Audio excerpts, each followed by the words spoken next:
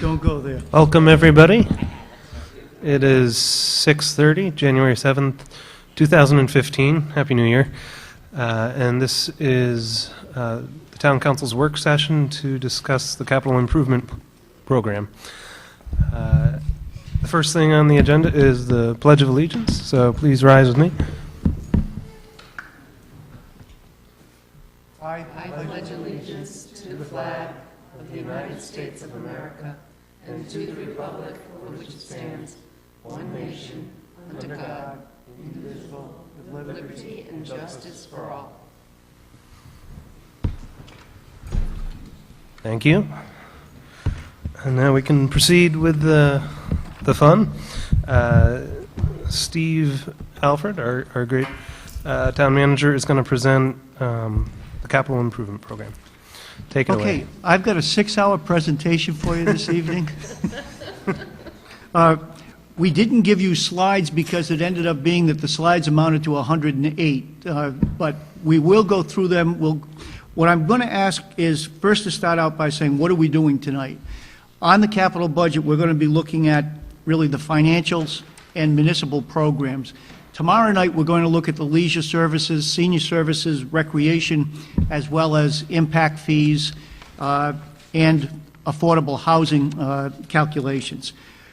So tonight, and then next Wednesday, on January 14th, you'll be in session with the school committee to review the school committee's proposed capital improvement program, as well as to get an update on where they stand in the development of their budget. As you are aware, their operating budget isn't due to the manager's office until the middle of February.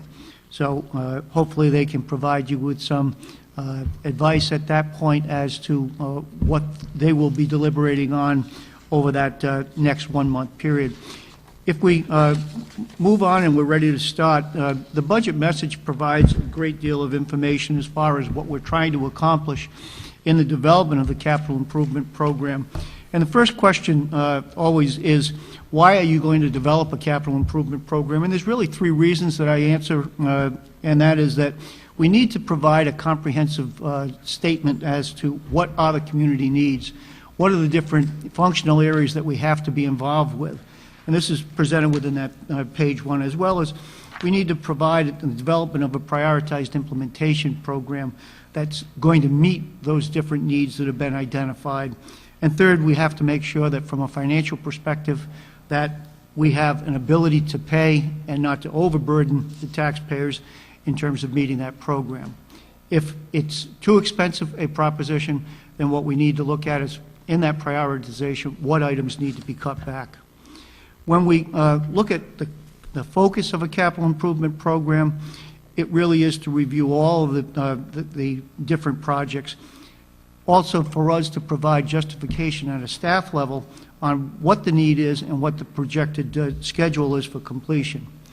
Capital improvement program also provides for us to provide the financial foundations for the council in terms of what's our debt management program look at, what are we looking at in terms of time schedules and new bonded projects, and how do they fit into the overall tax scheme for the community, and to identify all municipal lead projects regardless of their funding source. When we talk about funding source, it's important to note that some projects are going to be property tax based, others are not. Any of our utilities, any of the capital improvements that we'll talk about later this evening come from rate base itself or from retained earnings. We also, with budgets, budget for depreciation, which means that what we're doing is compensating for the useful life that's been lost on a piece of equipment or on a structure through the utilities. So we've got dollars that are set aside to replace equipment on an as-need basis. We also have a number of different funding sources that are not tax-related that would pay toward certain projects that are listed here.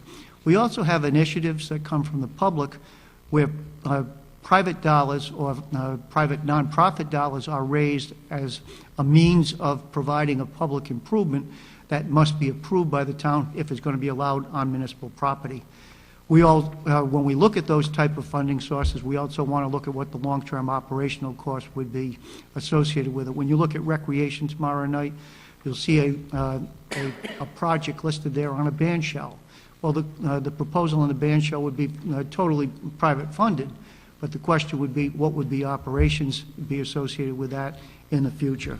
So all of those things are things that we are looking to develop within the capital program, to at least put it on the radar so we can determine whether or not those projects make sense, or whether we've missed certain things that council feels is necessary to be put forward. With the capital budget, there's also a section which is the capital budget, which is the first year of the capital improvement program, and that identifies all of the municipal projects on a pay-as-you-go basis. Because of the size of our capital improvement program at this point, the first year program usually is providing financial funds that are used toward larger projects. In other words, if we're going to buy a $300,000 truck next year, we may have put $100,000 away last year, $100,000 away this year, and $100,000 for next year, so that we're not going to be seeing any spikes in terms of demand for services. So it's important to look at what does the 6-year pay-as-you-go look like on a year-to-year basis, how much of that's being used to fund the approximate 15 different functional areas of capital improvements that are necessary in the community. As I mentioned, we also need to evaluate not just the utilities and municipal programs, but also the school programs, because essentially you are responsible for the physical plant that operates the school system. The schools are responsible, they are custodial responsibility for the buildings themselves, but the taxpayer is really responsible for the improvements.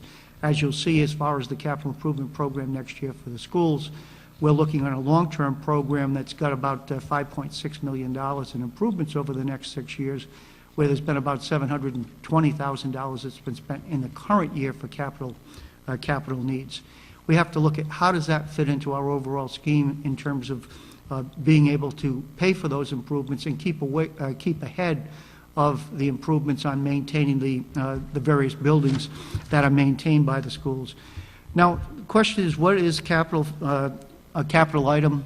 And a capital item is defined as infrastructure or facilities that either municipal or school, and it can be anything within the utilities, parks. And the projects are normally in excess of $10,000 in terms of value, and include both the acquisition of property and major improvements to existing facilities, or major purchases of in excess of $10,000.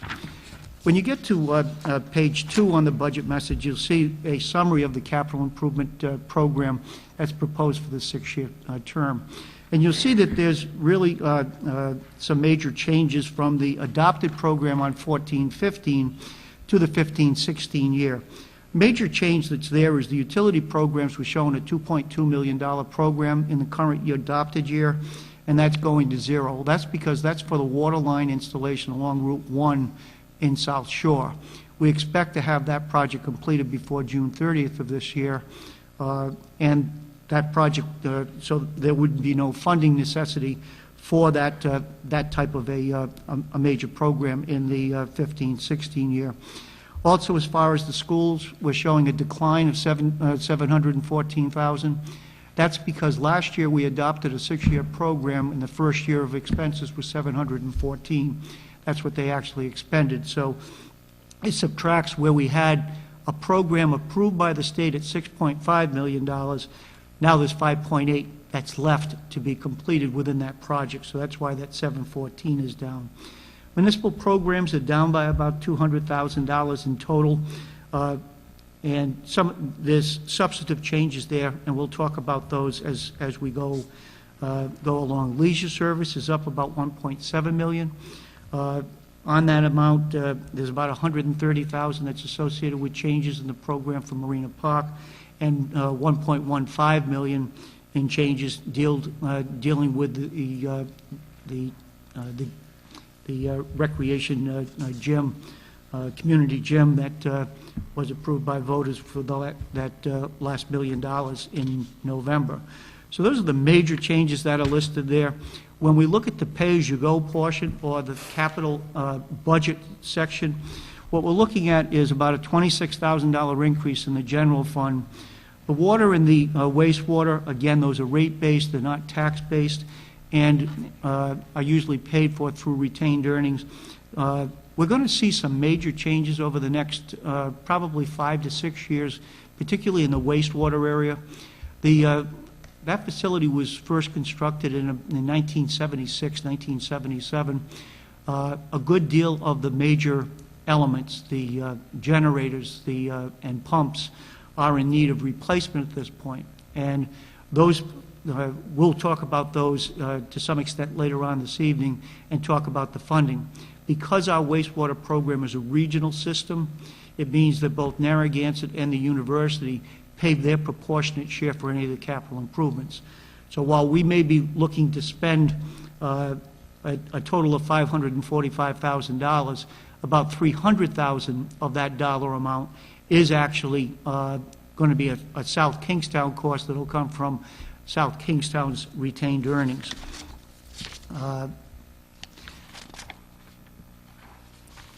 Moving on page 4, page 4 provides a general summary of comparing the 6-year plan that's been adopted and the plan going forward. I'm not going to spend any time on that graph at this point because we're going to go over each of those projects individually, and I want to make sure that there's time for questions. And I do want to insert here that if anybody has any questions at all, I don't want you to hold them. Ask them as we go along, because it's better to get the answer at the time that we're talking about a specific item than trying to hold them till the end. So please, if there's any questions, please let's have them this evening. The other thing I wanted to mention is that there's a copy of the capital improvement ordinance, and that's on pages, I think, 7 and 8. And then we move into page 9 on the document, talks about the community profile.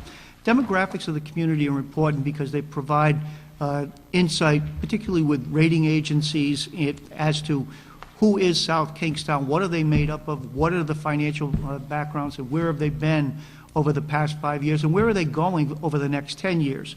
So what we try to provide is a number of detailed information that will look at different things in the community. The first, on page 9, we talk about both what is South Kingstown in terms of geography, in terms of population. One of the things I wanted to mention is that on page 10 of the document, you'll see both the population growth over the last actually since 1960, and you'll see that over the last 10 years we had a 9.7% increase in population, or about 2,718 people. I provided the chart that's up on the wall as well as on page 10 if you're following along in the document, because I want to make it clear that the real 10-year growth is probably about 5% and not the 9.7.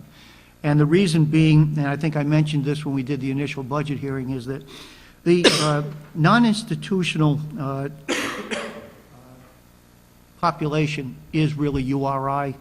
And if you take a look at the population and you look at what it was in 1990, the non-institutional was 5,000, and that was 5,081 beds. That dropped down to 4,000 in 2000, and it then went back up to 5,281. So you see you had 1,278 beds that weren't there 10 years ago that were now. What had happened was there was a couple of dorms that were closed for renos, as well as the new dorms that have been opened up. So yes, what we're seeing is 2,718 new residents over that 10-year period, but as far as really outside of the URI, it's only about half that number. So it's important to note that, yes, we are still one of the few communities seeing residential growth, but the growth is substantially slower than what it had been in previous years. You know, between 1990 and 2000, even though we lost 1,000 beds at URI, we still had a 13% increase. So effectively, there was probably closer to 18% in that 10-year period. And the 10 years before that, from 80 to 90, it was 20.7% as far as the population increase. And that was the reason why, when you look at it, all of the constructions that occurred in schools in both the late 80s and the 90s, why we saw such a substantial demand for increased facilities was the population increases that we were seeing really from 1970 through 1990. It's and through 2000. But we've seen a substantial change in that over the last 10 years. A portion of that is directly associated with the economy and the recession, and a portion of that really is involved with the community maturing, and the number of single-family units coming into the community have slowed considerably, and what we've seen is a housing demand more slated toward condominium demand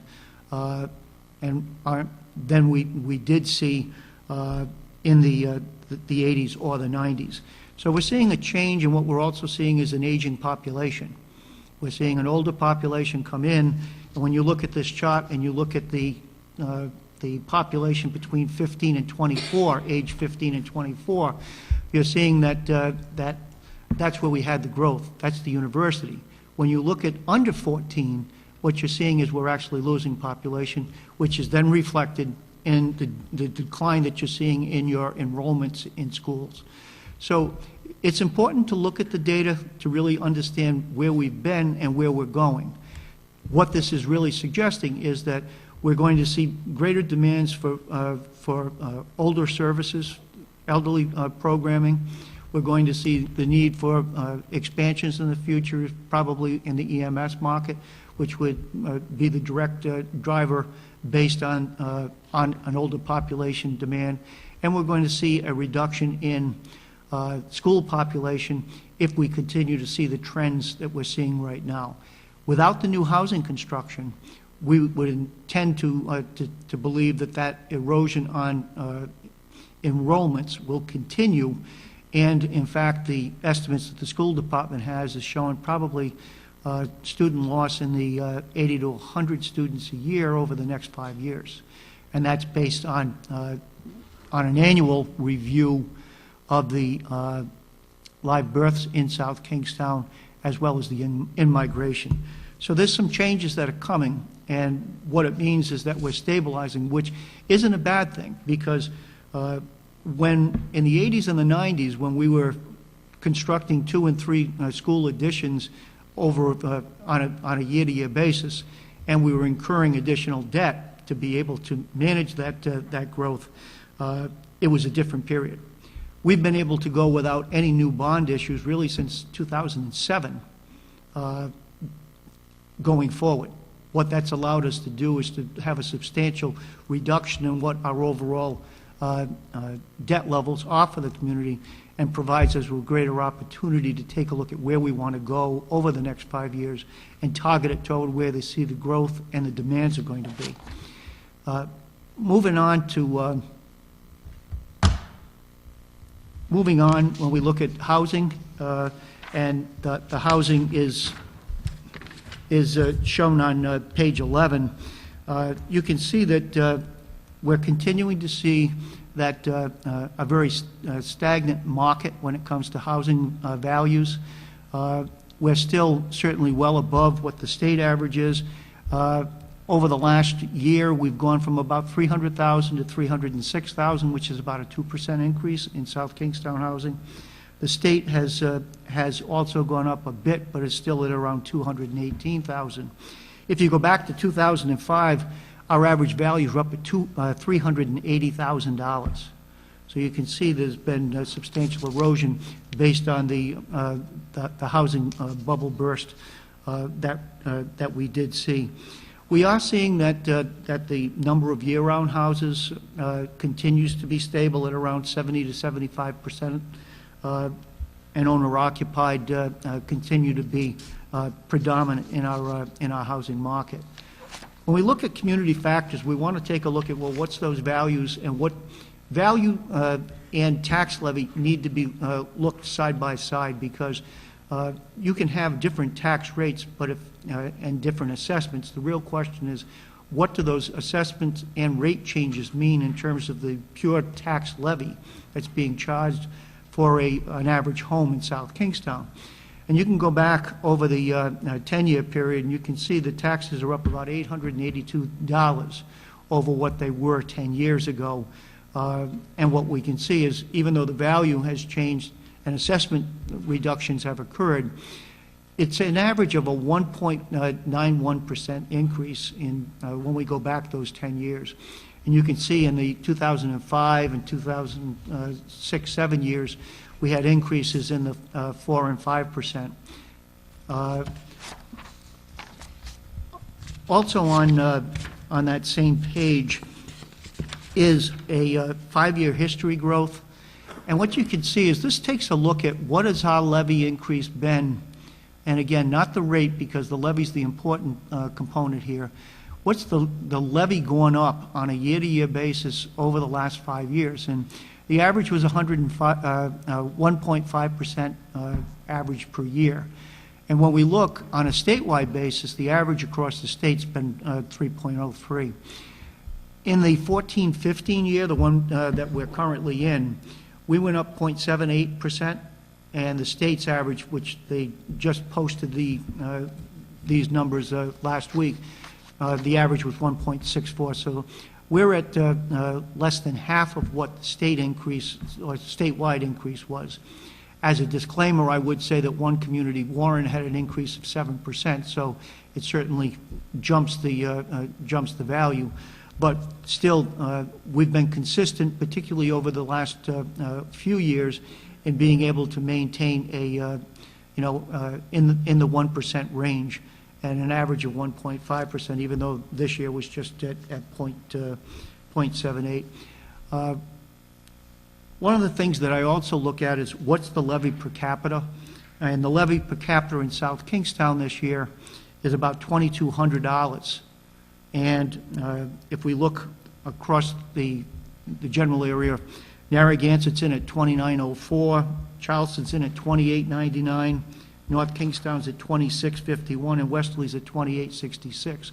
So we're not doing bad in relation to levy on a per capita basis either, and we're also right on par with what the average is across the state, even though that's going to take into consideration your urban areas, which would be considerably higher.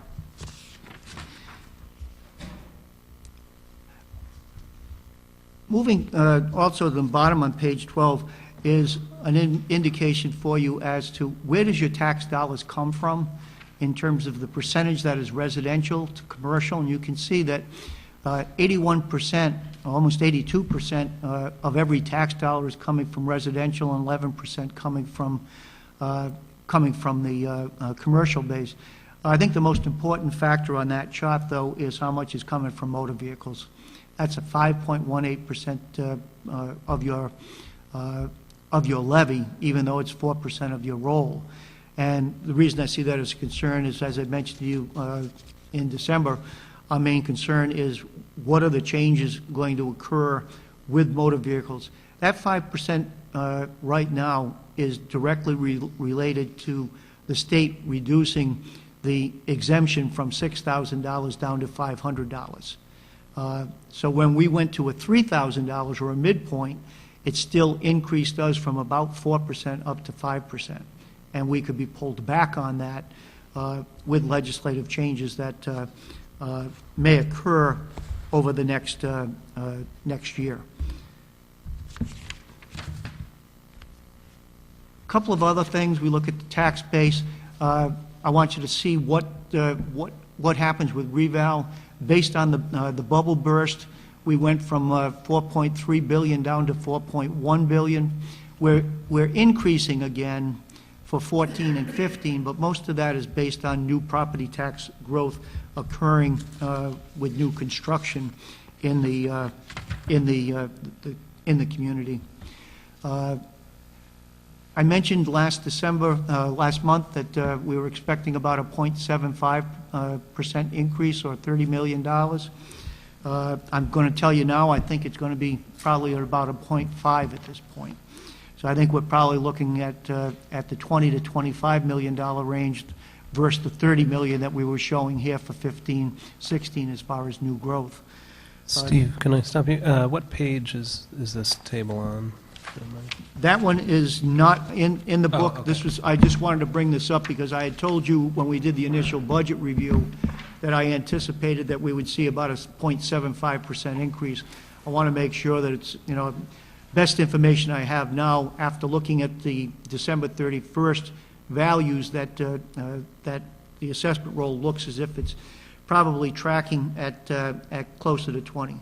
It may get to 25. A lot of it is dependent on what happens with tangible values because we've seen major declines on some of the big industrial concerns, whether it's National Grid or American Power, and those have been dragging down. We've been increasing in residential values, but decreasing on those tangible values.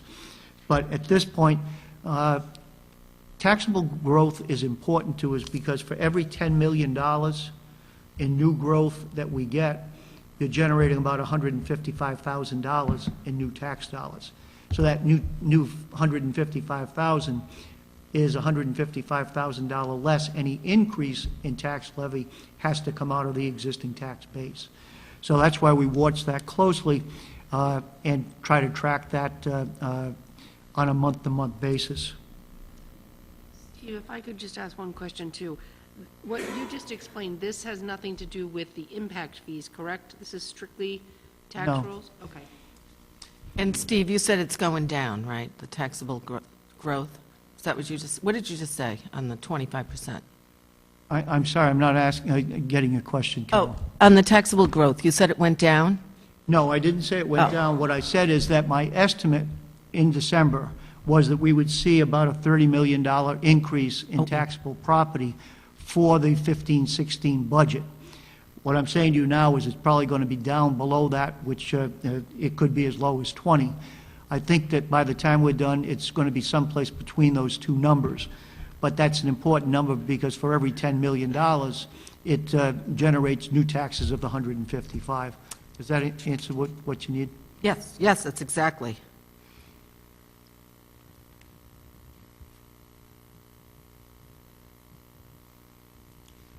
This is just a chart looking at the residential tax value of where it comes from.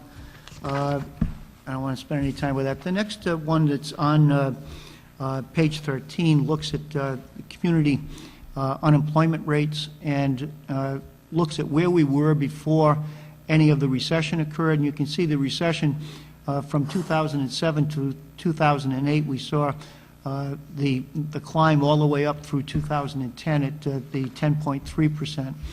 We're now down in November of 14 at about 5.8. But I added to this chart that I showed you in December because I wanted you to see what it meant as far as the roller coaster for the year. This chart here is showing you that you started at 9.6 in January, but it's jumped up and down. We were at 5.4% in October, and then back up to 5.8. What's important to look at is that what we are seeing in South Kingstown is that the number of employed and unemployed workers has remained relatively constant, which means that we're not seeing out-migration as a result of loss of job. And what we're seeing on the second chart here is what is the relationship between the employed to the unemployed. And obviously what you want is that top area to be as small as possible, and that would reduce what your overall rate is. The projection at this point is that we're probably going to stay in that 5.8 to 6% range at this over the next 6 months. A lot of it's going to depend, I think, in the short term, of what happens with oil prices, because the oil prices are going to drive what the global economy is going to mean, and it is going to filter down to the local level. While there's going to be savings to the household, there is not going to be savings as far as some major industries that are going to lose jobs as a result of the cutbacks that where the break point on the oil. Right now, break point on oil is probably anything below $55 is going to be a problem in terms of closure of existing well constructions. And right now, as of today, it was in at around 48.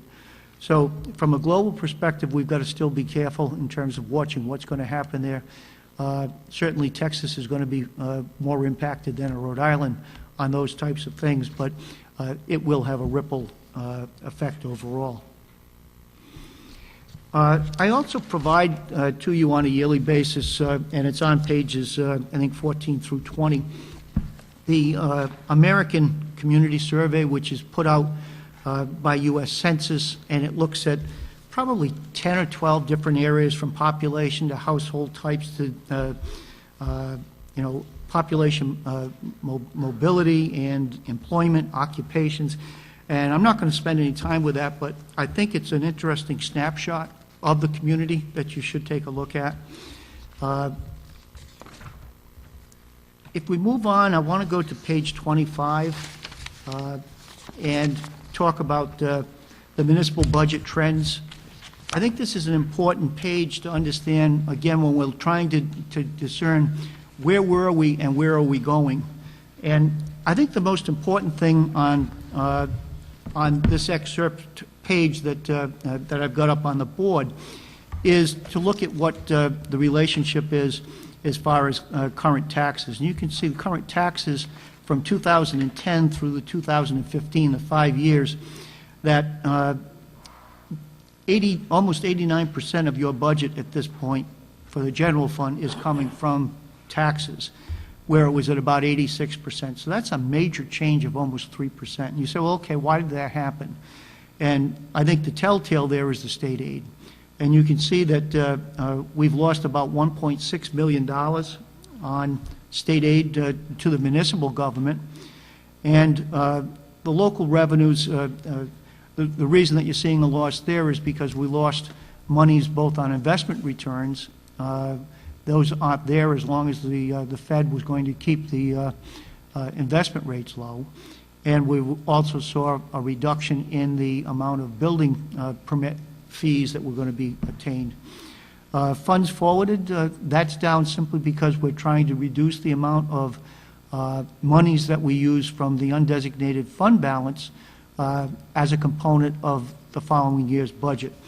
But the major change here is that we're losing on average of $325,000 a year on the municipal side. It becomes even more glaring when you look at the school budget. The school budget, which is in the center of that on page 25, you can see that you had a budget of $59 million in 2010 and now a budget of $58.6 in 2015. So you had $1 million reduction in the overall school budget during that 5-year period. With that reduction, $2.5 million reduction occurred in state aid. So what does that mean? It means that the money's got to come from somewhere, and the funding source of last resort is your property tax. So you're seeing where in 2010, 80% of the budget was coming from general property tax transfer. It's now up to 84.6. You're averaging about $340,000 or more a year for the property tax transfers that are necessary, and even though you've got a reduction in the budget. So you're reducing the budget by $1 million, but you're increasing property tax support by $1.7 million. Again, it's the product of the change over that 5-year period in the availability of revenues both on the municipal side and on the school side. And when you look at the overall combined, when we say, okay, we're not looking at a general fund and a school fund, we're looking at a municipal program, we're saying we got an $85 million budget in 2010. It's down $2.3 million in 2015, yet the property taxes are up by $3.5 million. Now, people at the state level can blame municipal government for overspending. What municipal government is really looking at is a funding problem as well as an expenditure problem. Because any of the dollars that are raised from your income and sales tax, if there's less of those dollars that are coming back from Providence once they go up to Providence, then we're at the loss. And if you're going to continue and maintain a service level, you're going to see a shift. So I think this is some of the data that we have to take into consideration as we go forward. The good news is there's not much state aid on the municipal side that can be cut. So it's not a case where we're going to see the trend continue for the next 5 years. Unfortunately, on the school side, that's not the same situation. On the school side, we've still got another 6 years of meeting the requirements of the education aid formula, which should mean probably in the $320,000 to $350,000 a year reduction before they look at reductions in enrollment. So there's going to be continued pressure for property tax supports within the education program itself. The following page, on page 25, looks at the different shares on the budget. And you can see that with the loss of state aid, the municipal share has gone up from 20.39 up to 23. So there's been a sizable increase on the municipal share for property tax support of the general fund. The overall municipal program, we've seen increases, and the reason we've been able to stay with a 1% increase in tax levy is because we've had the value of seeing major reductions in the debt service costs associated with both school and municipal. When I talk about debt, debt is the principal, how much we owe on our mortgage. When I talk about debt service, that's our mortgage payment. So the debt service is including not just the principal reduction, but also the interest that we're paying on that. So when you look at the schools, had a debt service of $3.4 million. In 14-15, it's down to 1.7.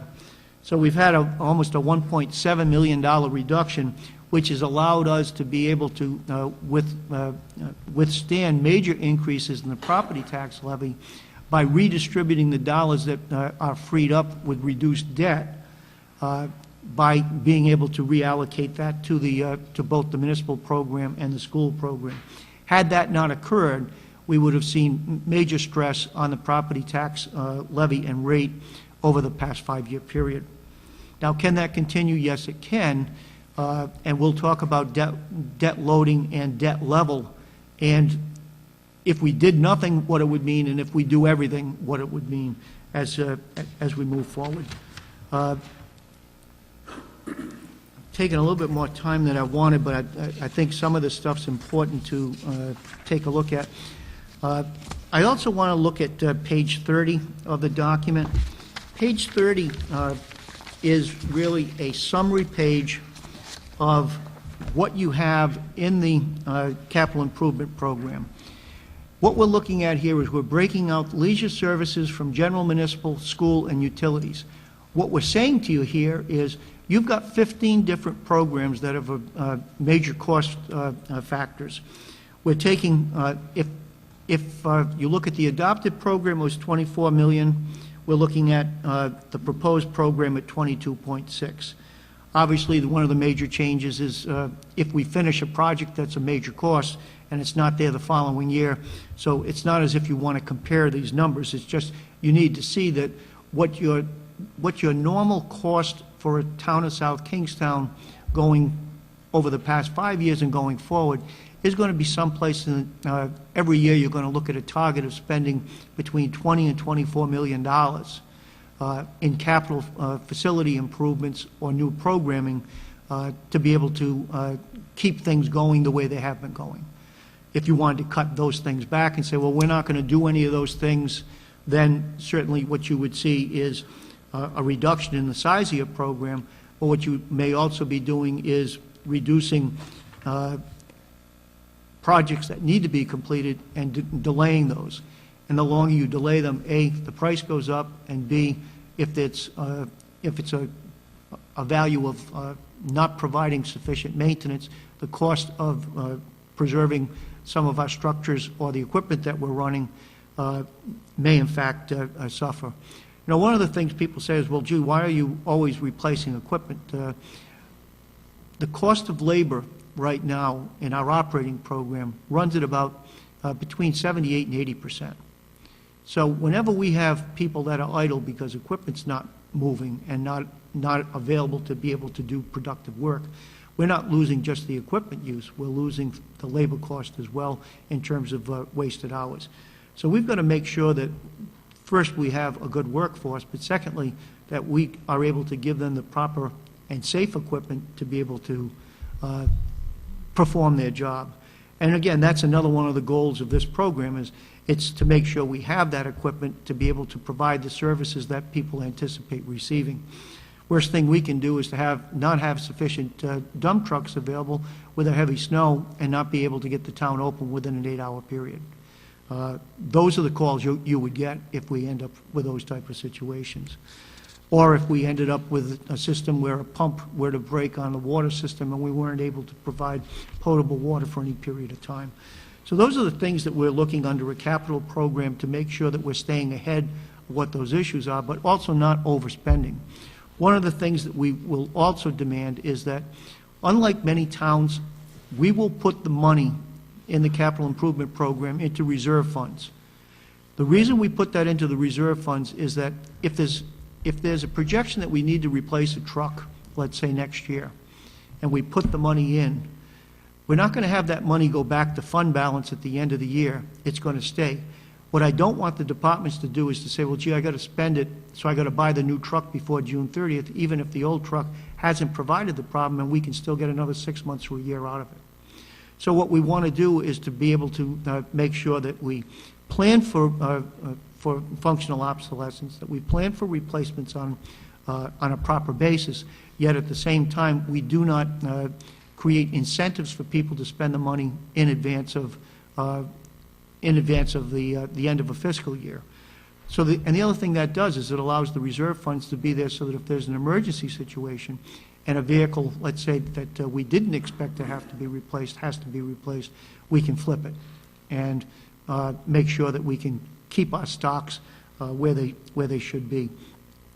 Leisure service programs, as I said, we'll talk about those tomorrow night. The general municipal programs, we're going to go over all of those tonight, and the schools will do on Wednesday. This chart also looks at, well, where does the money come from to do each of these projects? Because we talked about some of it's property tax and some of it's not. You can see that of the overall $22.6 million that we're proposing, $10.5 million will come from bonds. One of the things that's important to note is that 35% of the school bonds will be reimbursed by the state, both interest and principal.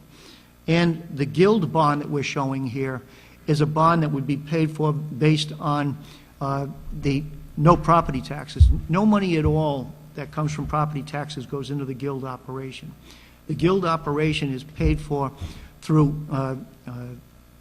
investment income on the endowment on a yearly basis, plus the operational costs and fees.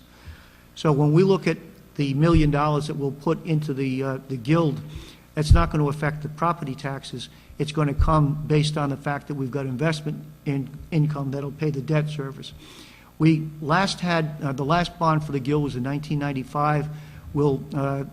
We will exhaust that bond as of June 30th of this year. That allows us to then have a new bond with the investment income paying for all of the cost of that. So yes, you're going to see bonds here, but you've got a total of $2.75 million of that 10, or 27% of the total bonding that we're going to be doing isn't going to affect property tax, because it's going to be paid for through other sources, the Guild being one and the state housing program being the second. We're also looking at a lot of these projects are requiring monies on the pay-as-you-go basis to be invested in these different projects. So what we're doing here is we're showing you a project that's going to cost, for instance, the Public Works improvement that's listed there at $5,543,000. You can see future capital improvement program income is $3,840,000. So when you look at the pay-as-you-go 6-year schedule, you're going to see $640,000 each and every year that's going to be going into that program to be able to pay for $3.8 million of that cost. So it's not double counting, but what it is it's saying, well, where does the money come from, and then how are you going to raise it? Because if you need $3.8 million over the next 6 years, you're either going to have to bond it, or you're going to have to generate it on a year-to-year basis. And if you're going to generate it on a year-to-year basis, you want to have it as smooth as possible in terms of if there's going to be any increases at all, you want them to be slight. You don't want to say, well, gee, let's go 2 years without putting anything into the road program, and then in the third year, we've got to come up with $1.8 million. Because if we do that, it's going to have profound impact on all other programs, and it's going to have impact as far as what the tax requirements would be to raise that type of money. So this is all of it's a balancing act, or some people think that I'm making soup with it and just trying to figure out how many things have to go into each to keep everything in balance. But somehow it seems to work. But the main thing is the council has to be comfortable that we've identified the proper projects, and that the council is comfortable that these are the projects that need to be on the radar and part of the 6-year program as we go forward. On page 31 provides you a let me get there.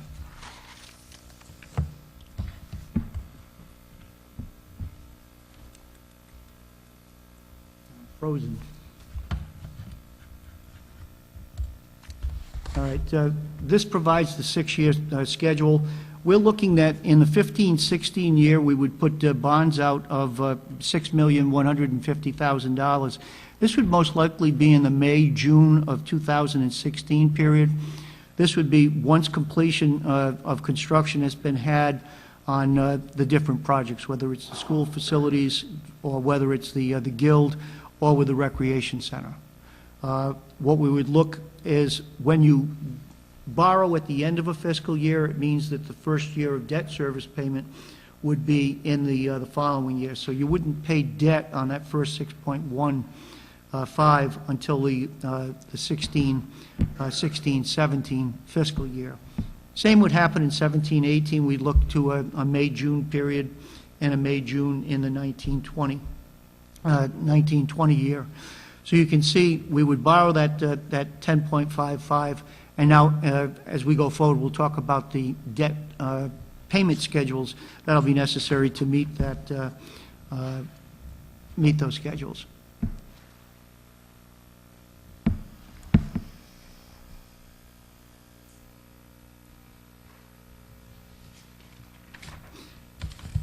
I want to jump up to page 59 at this point. Page 59 deals with the financials and projected debt schedules.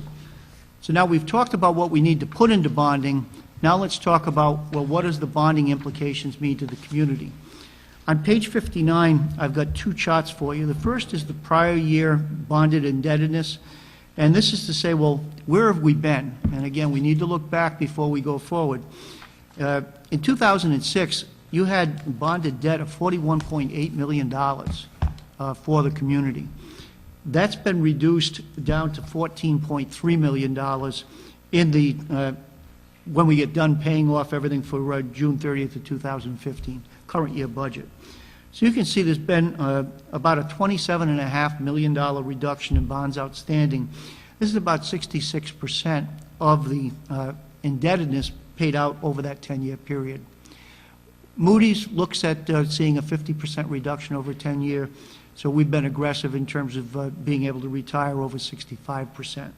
So that provides, that provides us with good balance when rating agencies are looking at the town.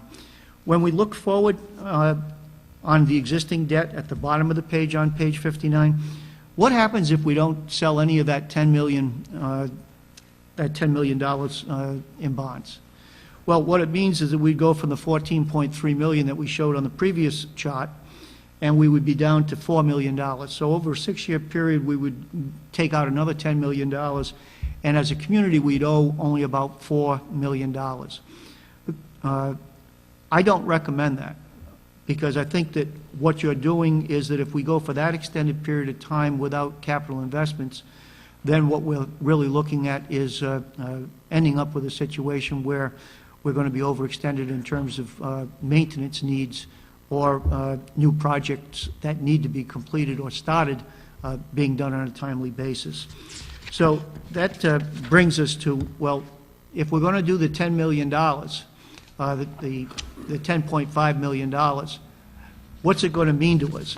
And so again, when we go to page 60 looks at, okay, if we're at 14.3 million and we do the Guild, we do the rec center, we do the school improvements that we're projecting over the 6-year period, where do we end up? So we start at 340, that's a given, because you're funding, you've got all of the funding in place for that. We would borrow the 10.5, but because we were paying off 10.5 over the course of that period of time, we'd still owe about 12.7. So we would be less than where we are today, yet still be able to progress with all of those projects. Does that mean that there's additional debt service necessary than if we were to drop the thing to $4 million? Obviously it does. But if it's a false economy, if the $10.2 million are needed improvements, if they were done 5 years from now, they wouldn't be $10.2 million. They would be more expensive. And they would be, so what we're looking at is how do we provide what the community needs in place, and how do we pay for it? And what we're saying is you'd go from 14.3 to about 12.7. And this is right in line with the schedules that we've adopted over the past 3 years as we've looked at these different programs and program needs. Because, you know, we're looking anew on a yearly basis to the 6-year plan, but the prior adopted 6-year plan is really the backbone. We're not going to see, large variances from what we had in the adopted plan unless there's a reason to make major changes. But obviously, that's an opportunity for the council to decide. The other thing I wanted to make sure folks are aware of is that when we sell bonds, all of the structures that are placed in the budget document that I have anticipates that it would be a what's termed a level principal payment. Level principal payment means that you're paying an equal amount every single year, so that in the first year of a 20-year bond, $1 million, you're going to be putting $50,000 out. In year 15, you're still putting $50,000 out. So it's level principal. So over 20 years, you pay $50,000 a year. What happens is that because in year 10, you only owe $500,000, you're only paying interest on $500,000. So on a yearly basis from year 1 through year 20, you start out at about $80,000 in debt service requirements. The next year it goes to 78, 75, 73, and tapers down. Why do you do that? You do that so that as new projects come along, they're not going to spike. What they're going to do is to replace existing debt service that's been exhausted. So that's what our objective is. That's how we set it up. That doesn't necessarily mean that when Trish goes to sell a bond, that she's going to sell them on equal principal payments. Based on what the market may be, we may want to make adjustments on that. But for profiling purposes, we would look at it as being level principal payments with a declining debt service requirement on a year-to-year basis, so that as we go forward, just as we can load $10.5 million in here, we're not going to see sizable changes in the debt level as we go forward. Another consideration that I don't know if it goes into our decision-making process, but I imagine that the demand for a good, highly rated municipal bond is pretty strong right now with the economy the way it is. I know treasury bonds are at a very high premium now. With municipal bonds, you sell those when you need them. You try to get into the market at the right time. But if, in fact, there's a sizable change in market condition, what you would do is you would reissue bonds. You would refund those bonds. What we have done over the past several years is we've had several refunding issues where the initial bonds that were sold were at a higher interest rate than what market would bear today. So what Trish has done is to look at that and determine what could we save if, in fact, we were to reissue the bonds. And we would look at doing that. And, you know, when we were selling the bonds for Broad Rock School, they were high than what market was several years later.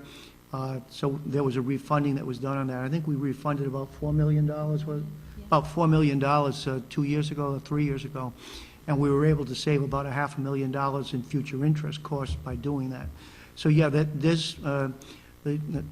Trish will look at that schedule on a year-to-year basis and determine whether there's any of those bonds that are both callable and that a refi would work on. So you got to look. You got to be careful because there's cost to do the refunding. So you have to make sure that the yield is going to be enough for you to really to be worth it for us to make those type of changes. But that's certainly something that we would look at on an ongoing basis, and then it would restructure our debt service requirements. What we can also do is, if we see that there's going to be years that we really feel that that there's too much money that's going out, we could skip a year as far as the principal payment, but obviously it means that you've got higher interest payments if in fact you do that. But you've got the flexibility in terms of working with the market. Any way you want, you can structure your debt sales. I mentioned earlier that there's a number of things that and this is on page 61 through 63. There's third-party revenues that are used to pay debt service. I've talked about the state school housing aid. As I mentioned, there's a $6,533,000 program that was approved by the state for South Kingstown schools last year that they're deemed health and safety improvements. Most of them are really building improvements. Of particular interest is roofs and windows and doors on the various buildings, with an emphasis on the early years of dealing with major improvements that are necessary at our high school. And that will provide us a 35% of those costs will be paid for through the state. Fair share fees, both school rec fees and school impact fees and rec impact fees also pay down debt. On a yearly basis, $70,000 is used in school impact fees to pay down the debt on Broad Rock, and another $600,000 over the next 6 years will be spent using fair share fees for recreation purposes as we go forward. We also have Neighborhood Guild, as I mentioned, the reinvested income will pay for that entire bond. On sewer projects, if we're installing sewer projects, what we do is we place a lien on the properties that are going to receive specific benefit. On Diane Drive, we placed liens of $18,069, I think it was, and they were given 20 years to repay that amount.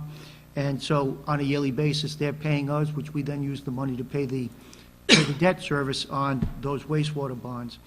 Real estate conveyance taxes is another area. The town's open space acquisition program has spent about $6 million over the last 10 or 12 years.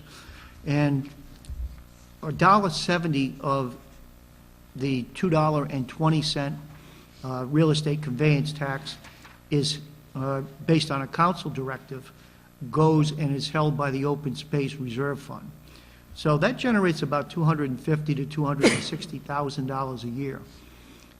When that program changed from 50 cents up to $2.20, the council in charge at that time said, well, we want the $1.70 to be held in a reserve fund for open space acquisition and or payment of debt associated with the open space program. And we'll talk about that one specifically tomorrow night. That generates about $250,000 or $260,000, and we use $225,000 a year to pay down the debt associated with the acquisition of the, we had a $3 million bond that went out for the acquisition of the Meyer property on 138, and we'll talk about that tomorrow night as well, because we're talking about a master plan development for that property. We're also looking at Superfund bonds. Right now, you got two bonds that are outstanding. One was let for $2 million in 2002, and the other one was in $950,000, I think it was, in 2005, and those are paid for from the transfer station fund. So again, those are without payment from the property tax. And again, this is important because you can look at debt in two different ways. Your debt service and your debt level need to be looked at both net and gross. Gross is without the third-party revenues being considered, because that really is your bill. And net is looking at it based on those third-party revenues being made available to you. When we look at... Steve, can I just ask you a question about the state school housing aid? It says the current minimum state share ratio for housing aid established in 2012 is 35% of all approved projects and borrowing costs. If that's the minimum, is there any way to get more than 35%? No, the 35% for South Kingstown is really based on another formula that looks at community wealth. Your urban areas, particularly the most hard-hit areas, may be seeing reimbursement on their bonds of up to 80%. Oh, wow. Woonsocket, Pawtucket are seeing major amounts. The reason why the state has put this system into place in terms of really, they've demanded a capital improvement program, which I think is appropriate. They're demanding a capital improvement program because what they were seeing in some of the urban areas was because they were only paying 15 cents on the dollar for a bond, they weren't doing the maintenance on the facilities, and it was easier just to bond at a later time because it was cheaper for them in the long run. So what the state said is, no, it can't continue like this. So they'll look and they'll do the improvements. Unfortunately, the cost of doing these studies that are necessary to get the approvals are quite expensive. But, you know, we're in place now. We've got everything set. A lot of it depends on the school department meeting the terms and requirements of putting those construction documents out. They've got to work with an architect and an engineer to be able to put those out, and hopefully they'll stay on schedule, because some of those building improvements are sorely necessary, particularly at the high school. Right.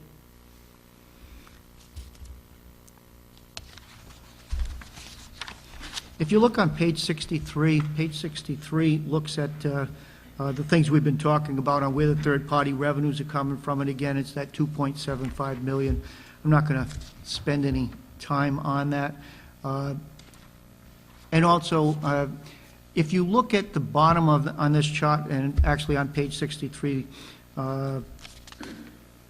page 64, what we looked at is what's the value of debt service from a single-family dwelling. Right now, we're seeing that it costs about 42 cents per thousand to service debt. So the average house, if it's worth $330,000, is about $140 of what you pay, of about a $5,100 tax bill, would be going toward debt service. Based on the schedule with the $10.5 million being put into the market and us continuing with the existing payment schedule, we'd see about a $42 reduction, or it would be down to about $97, $98. Obviously, that means that we'd have to see a 2% appreciation in value, and we'd have to see a tax levy limited to 2% per year. But those would be the factors. But I think the overall, it isn't the dollars and cents as much as it is the fact that it's not going up as a percentage share. It's not going down either, other than that $42, which is, you know, looking out 6 years, it could be plus or minus probably 50% of that number. But again, it's a snapshot in time rather than a guaranteed number that we're looking at. The next set of pages, going from 65 through pages page 80, are dealing with ratios, and I'm not going to spend a lot of time on those tonight. What I want to do is just to walk you through them. The first one, which is on page 64, looks at debt service as a percentage of the tax levy. So you can see this is where, right now, debt service on the tax levy is about 4.47%. When we look at that is a relatively small percentage. You got less than 5% of what you're raising taxes for that are going toward debt. And that debt is inclusive of both all of your utilities, all of your schools, and all of your municipals. We're going to see a decline on that as long as we see a 2% increase in the growth in the rate, growth of the levy, and a 1% increase in tax base increase. It would be down to about 2.7% by the time we get out to 2021 with the sale of that $10.5 million. Moving on to the next page, bonded debt as a percentage of the tax base. Standard & Poor's and Moody's, they're looking at a AAA would be no higher than 0.75 and a AA rating at no more than 1.07. So we're below both of those standards. Standard & Poor's simply says anything below 3% they consider as manageable for a community under 50,000 in population. So again, we are in good stead. And again, the reason that we're showing both gross and net is because of the third-party revenues are taking out of the consideration as a net bonded rather than just the gross, which is before we take out what those third parties are producing. The next chart looks at taxable property per capita. AAA bonded rating looks to have $219,000 in value, and we're at about $135,000. For AA, it's about $105,000. I don't have that chart in here, but this is what it would work out. The difference between the two is that you want to look at property value separate from motor vehicles being included, but the motor vehicles are adding $5,000 in taxable value per person. So you can see that that's a sizable increase from just the plain real estate assessments that are there. So again, that's important. One of the other factors that Moody's always looks at, and I don't have a chart on this, but is what does the top 10 taxpayers in your community pay as a percentage of your total tax levy? And the reason they want to look at that is that they're always afraid that if you have a top taxpayer or the top 10 taxpayers are of a similar industry or were to leave, what type of an impact would it have? So Moody's doesn't want to see more than 7.24% of your tax levy being paid by the top 10 people or entities that are paying. South Kingstown, our top 10 generate about 3.5%. So we're at about half of what that is. So from when we deal with Moody's or Standard & Poor's for that matter, which we don't have a rating with, we only have the rating with Moody's, our financial factors are considered well. The debt per capita is the next, and it's on page 66. And page 66 shows what the debt per capita looks like on a factual basis. The general treasurer issued a report in September of this year and looked at what the debt per capita was across the state, and that was at $1,635. And ours is in at $567. So again, we are a factor of 2 below what the state average is. But again, obviously, some of your urban areas are going to have major cost per capitas, debt per capita out there. So you really need to compare suburbans, but that information isn't broken out in that manner. On page 69, I believe it is, 68, we deal with debt as a percentage of per capita income. And this is another one where long-term debt is an important factor. The state's debt ratio to income, excuse me, is 5.9%, and South Kingstown's is below 2. So again, you have a good deal of flexibility that's available to you in how you manage your debt program. want to move on. The last chart I wanted to talk to is on page 69, and that's your undesignated or unassigned fund balance. And you can see that the undesignated fund balance as of 2013 was 10.1 million.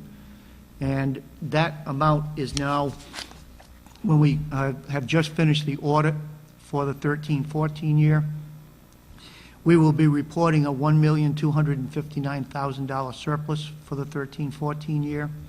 You can see with the encumbrances, prepaid expenses, as well as the technology transfers that we had, we're going to net out at $10,257,000. The numbers that that you're looking at in the budget document were a projection. So the $10,266,000 that you're looking at in the book actually came in. Our estimate was up by about $9,000. So it'll come in at $10,257,000 is what you'll see in the audit document. That means that we'll be at about 13.7% of the operating budget. And so at 13.7%, where are we going in 14-15? In 14-15, we're looking at, if we just have a targeted operating surplus of $550,000, we'll look at prepaid expenses, encumbrances changing by about $50,000. The previous council had committed the $1 million in fund balance toward the community rec center to get to the $6,150,000 forecast budget amount, and we're looking at a forecast of $750,000 going into the general fund for the 15-16 year development. It would still mean we'd be over $9 million and in at just under 12%. The previous town councils have endorsed a position on best management practices for fund balance. The government finance offices have a best management practice of having a 2 months on hand of your budgetary needs. So that would be 16.67%. If we were at the 16.67%, we would need to have about, I think it was $12.5 million versus the $9 million that's there. I think that's an enviable target to reach, but I also think that we're manageable in the $10 to $11 million range. If we were at a point where investment yields were very high, we may want to have more money in that fund balance, but there's no investment income that we're going to be making if, in fact, we were to push idle funds up as far as the undesignated balance. But this does provide you with greater flexibility to be able to ensure that program schedules can be kept even if program costs need to be adjusted upward. Question. What is the mechanism for taking money from the undesignated fund balance and transferring it to, say, a project? Council authorization would be the only thing that would be necessary on that, because it's really a component. That money, as an unassigned fund balance, means that it does not have a specific purpose unless that purpose is assigned by the council, the governing body. So the only thing that would be necessary, in fact, the normal process usually is in the months of May or June, council will look at and will provide a financial report on different budget transfers. This would look, let's say that if we ended up with no snow and no sanding requirements for the year and we had $500,000 left in the operating budget for streets and highway, we may ask for a transfer of that into the road improvement program to be able to do more road paving. So we would look at that, and we would also look at fund balance. On a yearly basis, you commit through the budget process how much is going to go into the following year's budget as a revenue. So as an unassigned fund balance, it's under the control of the governing body, and the governing body can determine whether it wants to maintain it in that fund or whether it wants to assign it for other budgetary purposes. Undesignated fund balance is also there for emergency situations. If we had a hurricane and we were going to have to set up for emergency conditions. Let's say there was a $2 million program that was necessary. The council would be able to take $2 million out of that fund balance, set it into a capital reserve fund, and then we would spend out of that reserve fund. So it really is, it's under the total care and control of the council. Okay. So, for instance, the recreation center that was approved, that $1 million has been transferred at this point? No, it has not. Has been authorized to be transferred? What we would do at this point is we would take the project to bid. At the time that the contract for the construction would occur, we would establish what the funding resources were that were necessary for that project. We would most likely at that point provide council with the recommendation for the transfer out of the general fund into the capital reserve fund. We could do that next week if we wanted to. The council could take that action. But before we would get involved with actually letting a construction contract, we'd have to make sure that we had that. So it hasn't been authorized yet? It has From this not been authorized. It was directed by the last council to present it as being their recommendation. They could have done it before they left office. They did not. Got it. Okay, thank you.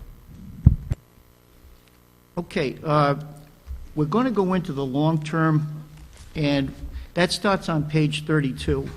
But since page 32 starts with the leisure services programs that we're doing tomorrow night, you need to jump to page 45. Page 45 starts the programs that we're dealing with tonight, and that starts with the technology improvement program.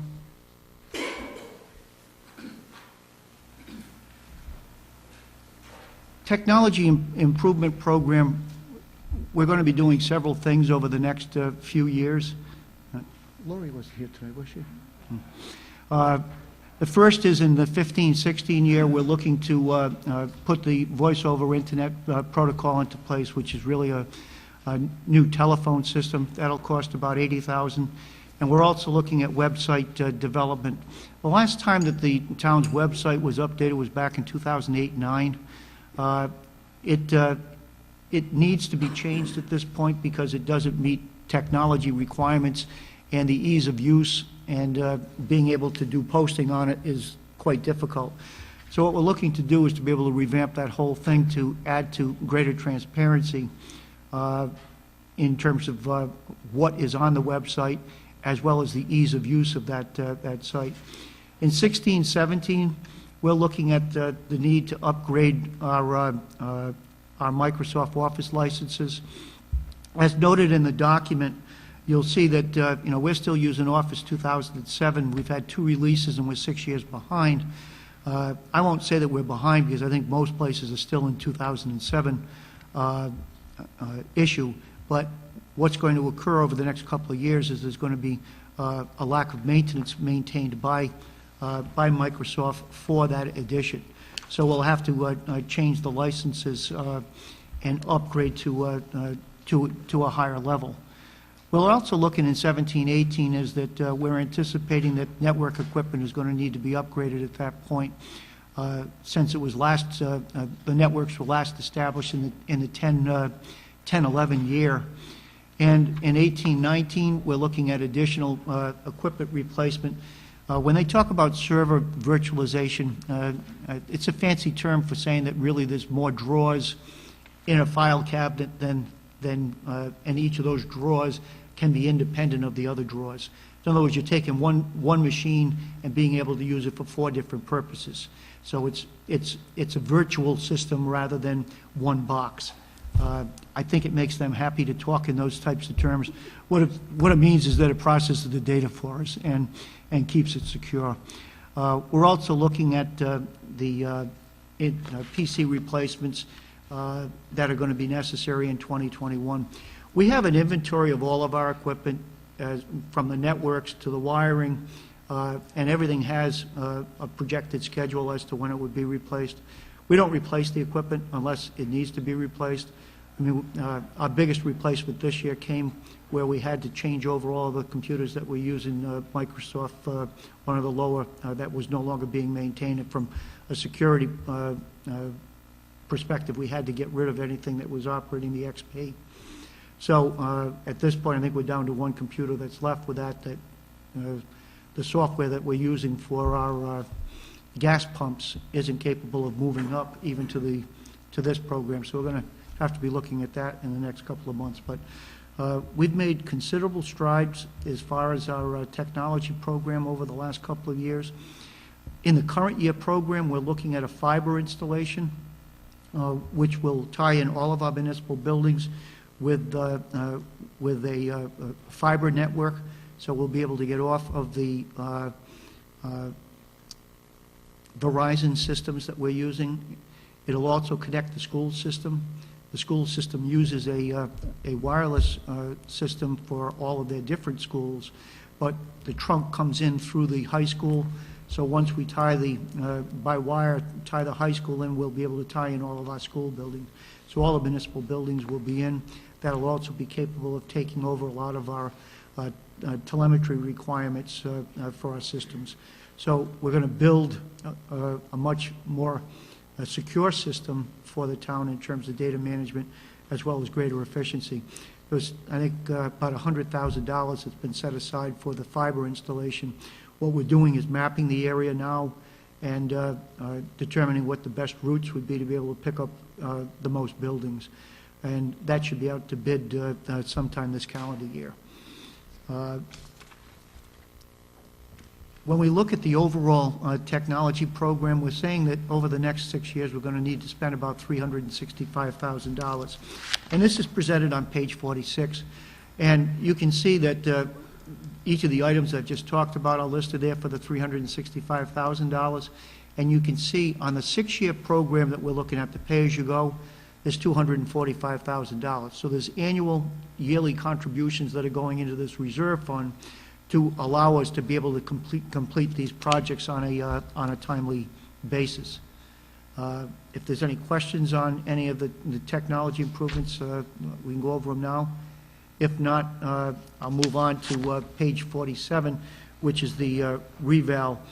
Steve, just one second. On the Office licenses upgrade, have we looked at alternatives to Microsoft Office? I know Google Apps at this point is pretty equivalent in terms of functionality. Everything is Microsoft Office because we're using that for all purposes, which is, with Outlook as well as with the Office suite for the PowerPoint, the word processing, the Excel spreadsheeting. All of that's through the Microsoft. It wouldn't be Google. Well, just in my experience, Google is now providing pretty much everything that Microsoft does for much.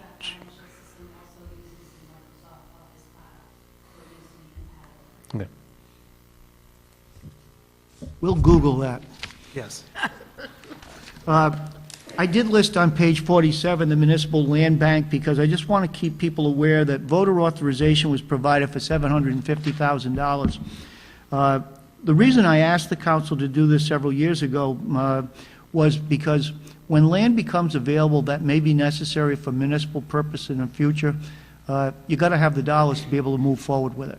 And so you have an authorization that if something were to come up that the council felt it was incumbent on them to get that property either off the tax roll or something where they wanted to really be able to look at municipal program requirements or school program requirements, you would have that flexibility at least to have that money available.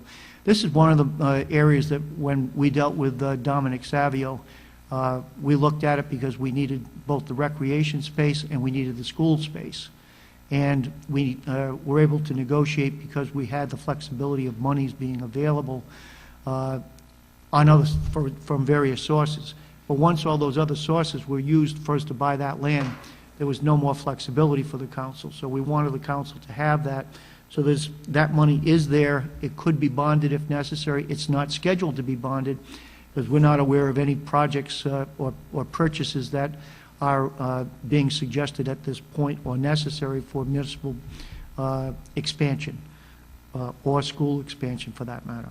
But we list it there on a yearly basis because it is dollars that are available at the direction of the council. On property reval, I think folks are aware that revaluation has to be done every 3 years. There's a full revaluation is required every 9 years, and every 3 years we do 2 statisticals. So right now, we're carrying about $300,000 in the reserve fund. We're anticipating that the state reimbursement on the revals in 2015 and the revals in 2018 will provide us with about $620,000, and we expect those 2 appraisals, both of those are statisticals, that'll be done in 15 and 18, will cost about $530,000 net. When we look at the next reval that'll be done for December 31st of 2015, it means you'll be awarding a contract very soon for that statistical, and it will be used in the development of the 2016-17 tax base. Not for 15-16, but for the tax base for the following year. And the one in 18 will be for the 2019-20 year. After that, we'll go back to a full reval that'll be necessary, and that cost will be in the $500,000 range at that point, but that won't occur until 2021. So with reval, we'll be going forward with those. We're not asking for any funding consideration. We think that there's sufficient funds that have been set aside for that purpose at this time.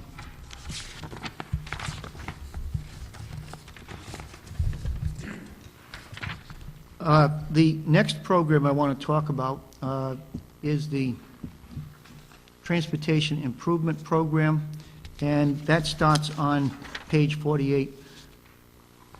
Shockey, come on up because I'm tired of talking.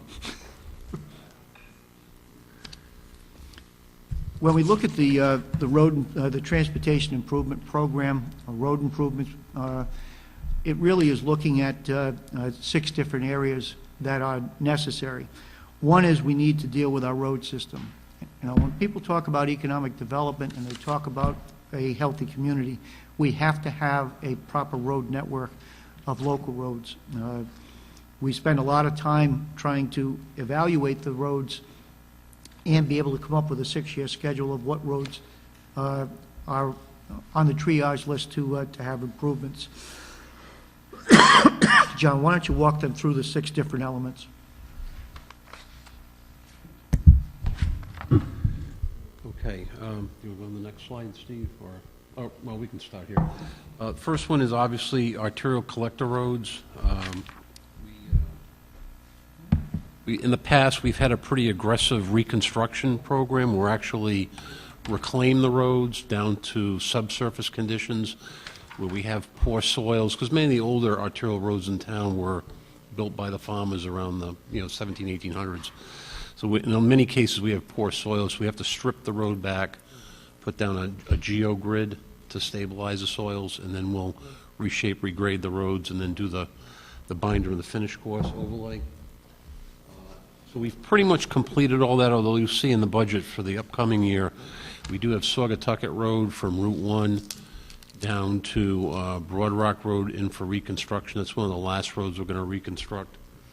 But as of last year, we started more aggressively with an overlay program. We spent about $1.26 million where we're just overlaying the existing pavement. We put down what's called the leveling or shimming course, take out the sins in the road, and then we'll put down 2 inches of finished pavement. And obviously, that process is a lot less expensive than a reclamation process.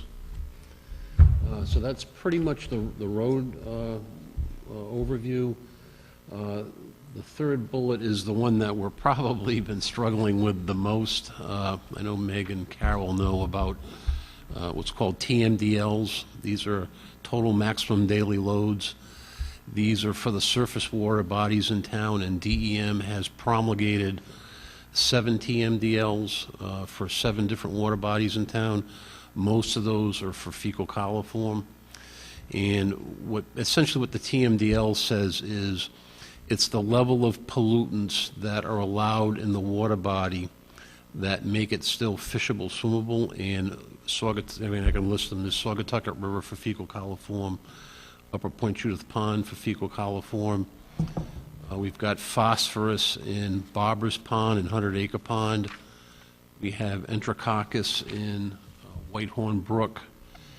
And we have fecal coliform Narrow River. So the goal is to try to reduce those pollutants into those water bodies. We have authorized in the past a contract with Fuss & O'Neill. They're working on, engineering firm, working on stormwater treatment designs for the Narrow River to try to reduce the pollutants. But I guess my big thing with TMDLs is I think what we do will make a benefit, but I am very suspect if we will get the reductions enough to get them back to fishable, swimmable. So the council needs to be aware that we're going to be spending a lot of money in the next 10, 20, 30 years to try to reduce pollutants to these water bodies, but conceivably when we're done, I question if we're going to get the reductions such that it makes these water bodies fishable, swimmable, but it's a mandate that's required by EPA and DEM. Yeah, I think it's important to note that what we've really committed with DEM is that we would put aside $100,000 a year, and not that we would spend the $100,000 a year, but we may hold that for 2 years now. We've taken $100,000 each year into the Transportation Improvement Program and held that. We've also awarded a contract to be able to do the work at in Middlebridge area at Narrow River. But I think John's concerns are well placed, that some of the standards that they want may not be attainable, and they may not have even existed before man entered the state of Rhode Island, because of what the pollution reductions requirements would be, particularly the ones dealing with fecal, because a lot of that is based on animal deposits that are going to be in those water bodies, regardless of what type of actions that we take. But it's an important program because without it, we may see litigation that would be coming in forced actions in terms of improvements are concerned. So what we're attempting to do is, I won't say placate, but what we're attempting to do is to ensure that what dollars we do spend have some efficiency to them, even though we don't think that the expenditures will in fact ever meet the ultimate goal. So the fecal coliform would be, we're trying to prevent, say, dog waste from running off into the rivers and... Well, there's anthropogenic, which is human-related, and it's not just human, but domesticated animals, dogs and cattle and horses. That's anthropogenic, and then non-anthropogenic is, waterfowl, wildlife. And in a number of these, a lot of the source is non-anthropogenic. But the state's argument is because we've built drainage infrastructure and impervious surface, that's a means of conveyance of non-anthropogenic pollutants to these water bodies, and as such, it's our responsibility to try to mitigate those non-anthropogenic sources. I mean, Middlebridge, we sewered it back in the early 90s. I mean, before in the early 90s, I'd say, yeah, there was probably non-anthropogenic, but we've taken care of that problem. But still, there's non-anthropogenic sources of fecal in the Narrow River because we have impervious surface and drainage infrastructure. Is there any anthropogenic sewage going into... There is, I think, a little bit, but it's down, and I think it's the Mumford Brook area, the south end, and it looks like the hits are coming from Narragansett. So... But that is a component that we have to deal with. And if we move along the erosion control, John? Yeah, I mean, that's basically, we try to do more of that like on a day-to-day basis, but we have some capital projects. If we have substantive erosion control, for example, we've got erosion right now we've had a lot of problems with Walmsley Lane. If anybody's been out there, it's a pretty steep upgrading area, so we're trying to resolve some of the erosion that's going on there. Other one is bridge and dams. We're fortunate. We've reconstructed all the municipal dams in town. There's a little bit of work. It's not dam-related, but it's a fish ladder work that the council's probably aware of on Main Street. So we're in good shape with our dams, bridges. We've pretty much captured all the problematic bridges at this point and culverts. And then lastly is our highway division with, trucks and backhoes and the like that we have to replace on a regular basis. I wanted to show what the program breakdown is, and this is in your book on page 49. And again, we're talking about the $3,840,000 for this program would come on yearly contributions from the capital improvement program. That's $640,000 a year. We're talking about one bond of $400,000 that would be available to over the latter part of the 6-year schedule. And we're talking about general fund transfers of between $80,000 to $100,000. That would be monies from the highway department that are not spent at the end of the year. If in fact we had a relatively calm winter, we'd have monies left over. We would be able to then transfer those dollars out, as I talked about earlier, into this program. One of the things that past councils have really looked to do here is to get more money into this program to be able to accelerate local road redevelopment, because we were behind. So if there is money in any of our operating budgets, rather than take those to fund balance, those monies have been transferred here so they can be reallocated in the following year to actually brick and mortar improvements that can be made. And right now, there's about $730,000 sitting in that fund. So we expect over the next 6 years that we would spend about $2.7 million on the roads that were arterial roads, and then the collector roads about 1.3. The drainage improvements also include the $100,000 commitment each year for the TMDLs, bridge and dams for about $285, and then we have to do improvements at the highway facility itself. In fact, next year we need to replace the heating unit in the highway garage. Highway garage was built in 1975, so we've got a good run out of that heating system, but it does need to be replaced at this point. I wanted to Steve, can I mention to just ask a question about High Street? I know it's not our obligation, it's a state road, but any update on High Street? We've talked with design. Design has indicated that High Street design is complete, that the design also is inclusive of substantial drainage improvements. The drainage improvements are necessary because High Street is at the bottom of a hill. Why it's high instead of low, I don't know. But because of that problem, they've got to do major improvements as far as the drainage. The original drainage on High Street was direct outfall into the river. Obviously, the state DEM is not going to allow those type of improvements to be made if, in fact, it's deleterious to the river because you're carrying oils from the roads. At this point, the design's finished, the design for drainage is completed, and it's under review by DEM. DEM has to sign off on it.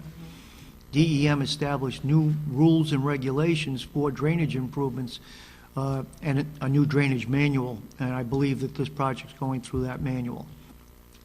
We expect, having talked with design, that they expect that the reviews with DEM should be done within the next few months, and if there's reauthorization on the federal money, which is the gas tax program, if that reauthorization occurs, then this project is scheduled to go out as early as this fall.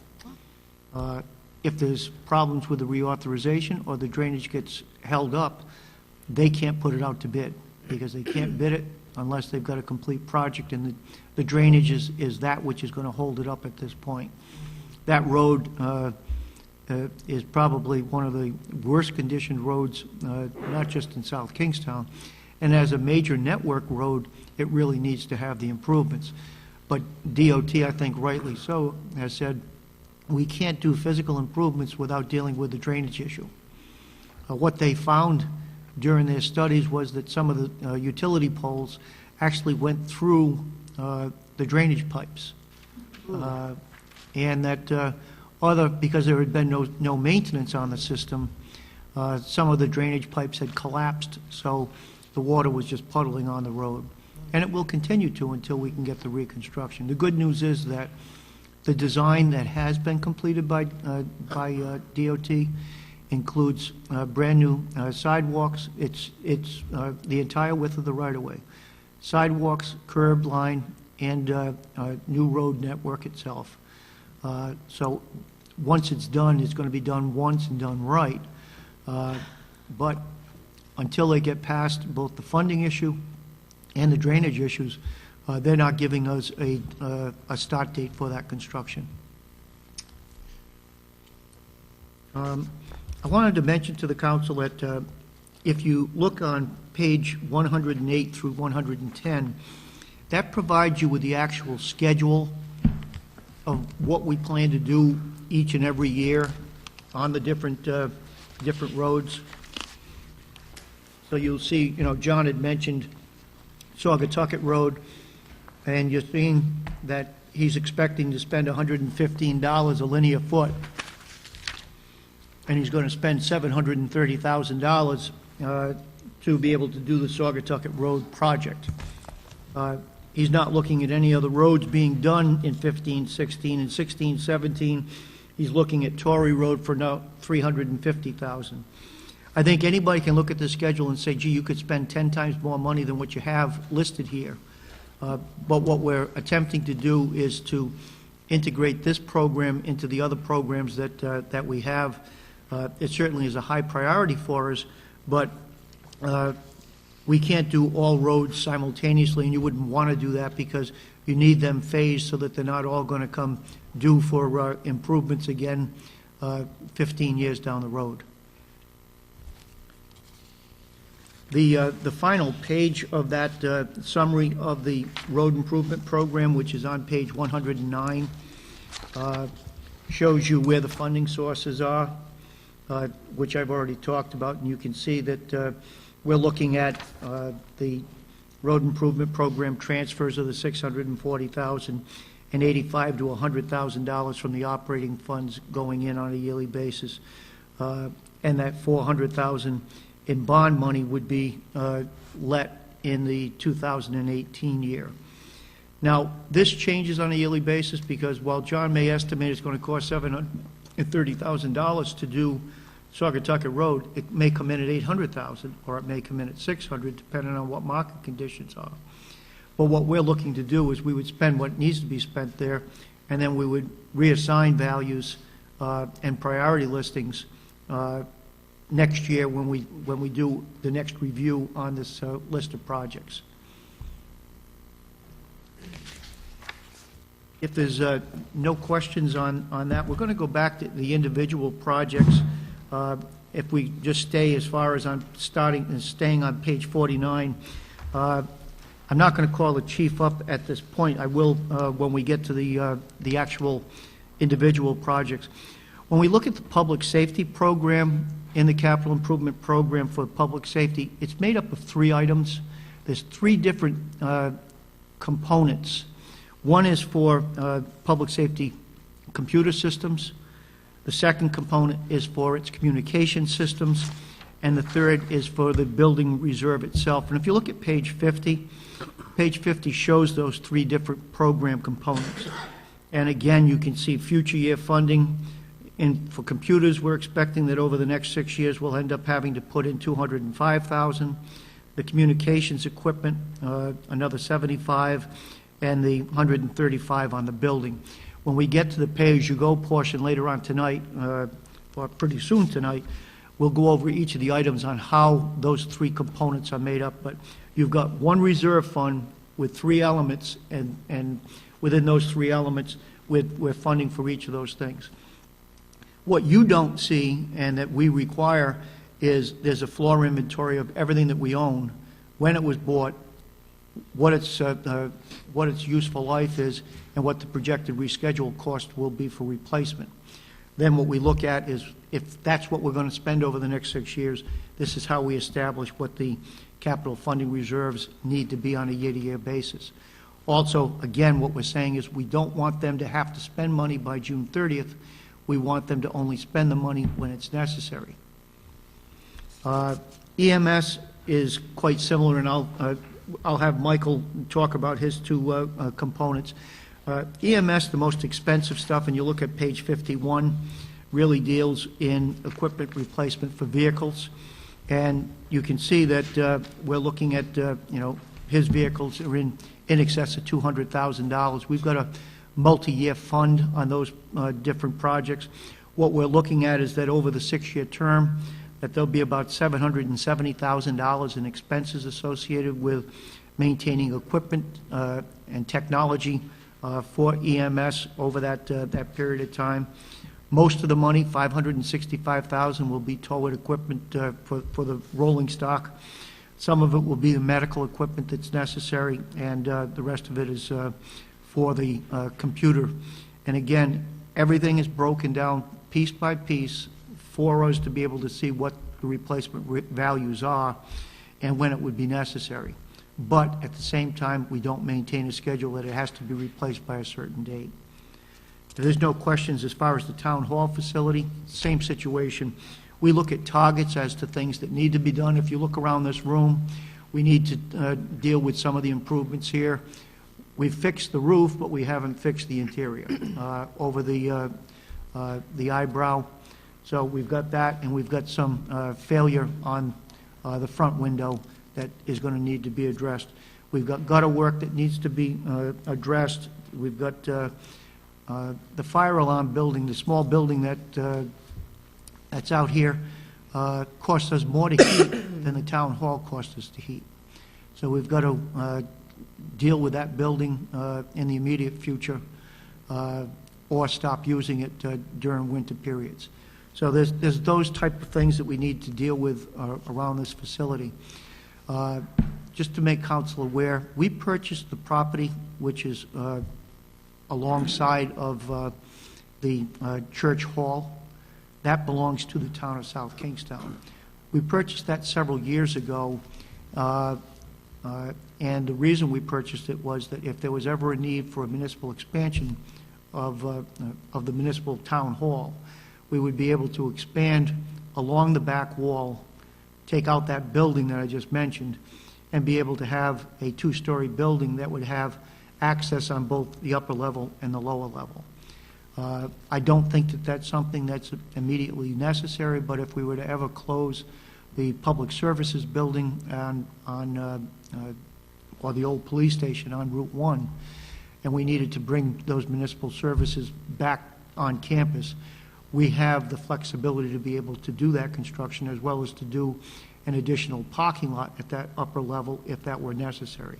It's not part of any program, but as far as long-term planning was concerned, it was looked at as being an appropriate way of doing land banking if it was necessary for municipal purposes in the future.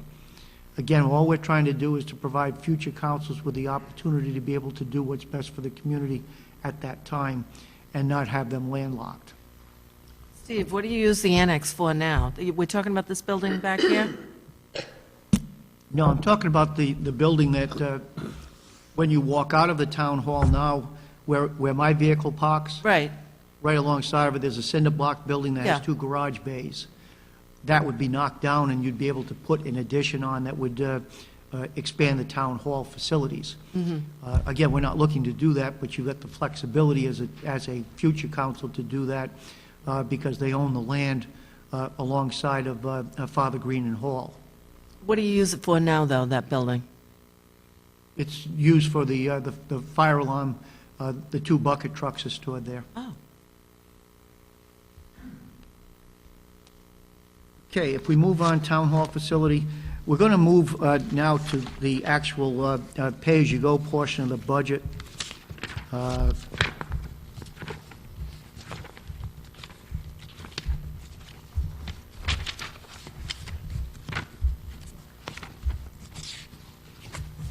So we're going to move on to page 86.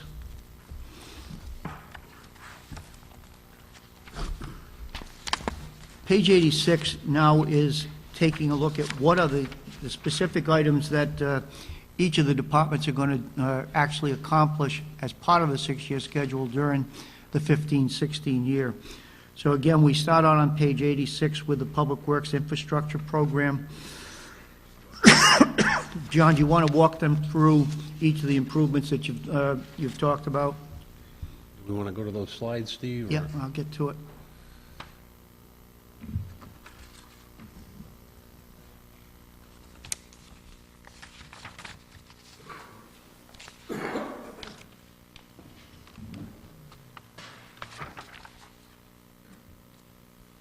Okay, so we talk quickly about full-depth reclamation, just for the council's information. This is the machine that's used for, that grinds down, grinds and pulverizes the existing pavement, and then commingles it with about the top 8 inches of substrate underneath.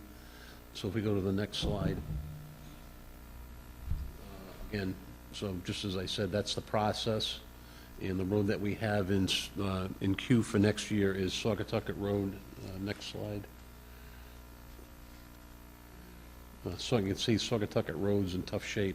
This is looking up towards Route 1. We've got a lot of cracking, and again, in the area just to the west of this where the swamp is, you can see, there's poor soils underneath, probably a lot of organics. So once we're done doing the full depth reclamation, we strip off about a foot of road, put down a geogrid system, and then pull that material back, and then reshape, compact, and then place the pavement. Again, TM Dales we talked about. I don't know if we want to go into any more on that, unless the council has questions. Matunic Beach Road, I know the council's been briefed on that. Is a picture of how bad the erosion is down. The fence line is right at the edge of pavement that you see up on top. So once we're done building the wall, we've got a permit obligation to maintain the wall. So what we're proposing is $20,000 annually into a reserve fund that we can use for future wall maintenance. Saugatucket River, this project we've looked at for a number of years. It does flood. It flooded out in March of 2010, and we have those high anomaly precipitation events. We did look a while ago, a few years ago, at increasing the culvert capacity pass-through.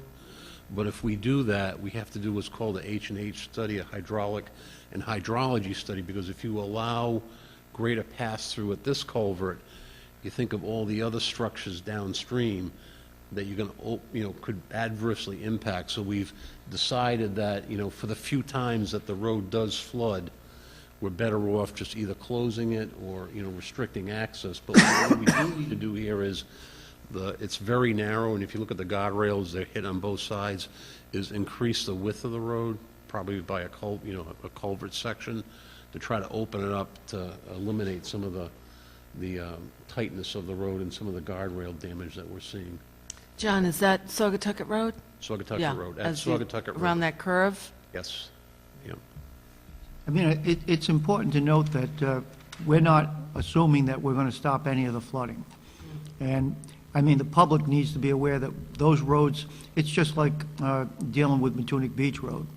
We don't anticipate that any wall that gets put up is in fact going to stop that from being closed during an emergency condition. It's going to overtop those walls.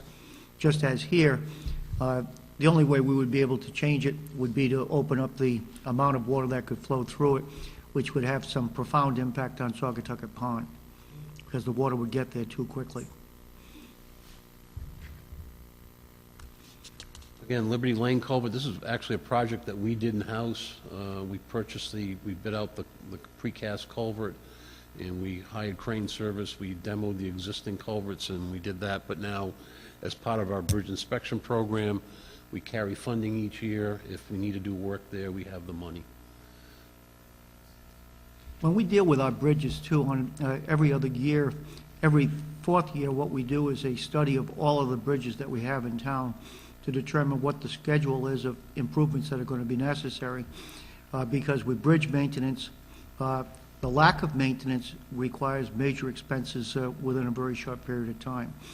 So from a proactive perspective, we review each of those bridges, have an engineering study done to determine if there's major work that's got to be done. If you recall the bridge on Silver Lake Avenue, there were major improvements that had to be made to that bridge. If we hadn't addressed that at the time, could have been a potential for needing to replace that bridge. So we've got to maintain on both the bridges and the culverts an active inspection program to ensure that they stay healthy. And for our highway equipment, we've got scheduled a medium dump truck, Page 89. partial funding for a large dump truck, a street sweeper, and half an arborist truck, and again, as indicated, replacing the boiler plant at the highway garage.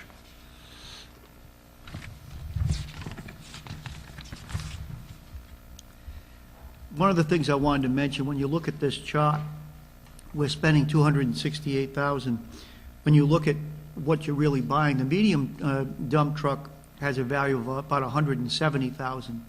This is just the annual contribution that you're making, that $85,000 that's there, because you've got 2 years of funding that's necessary for that.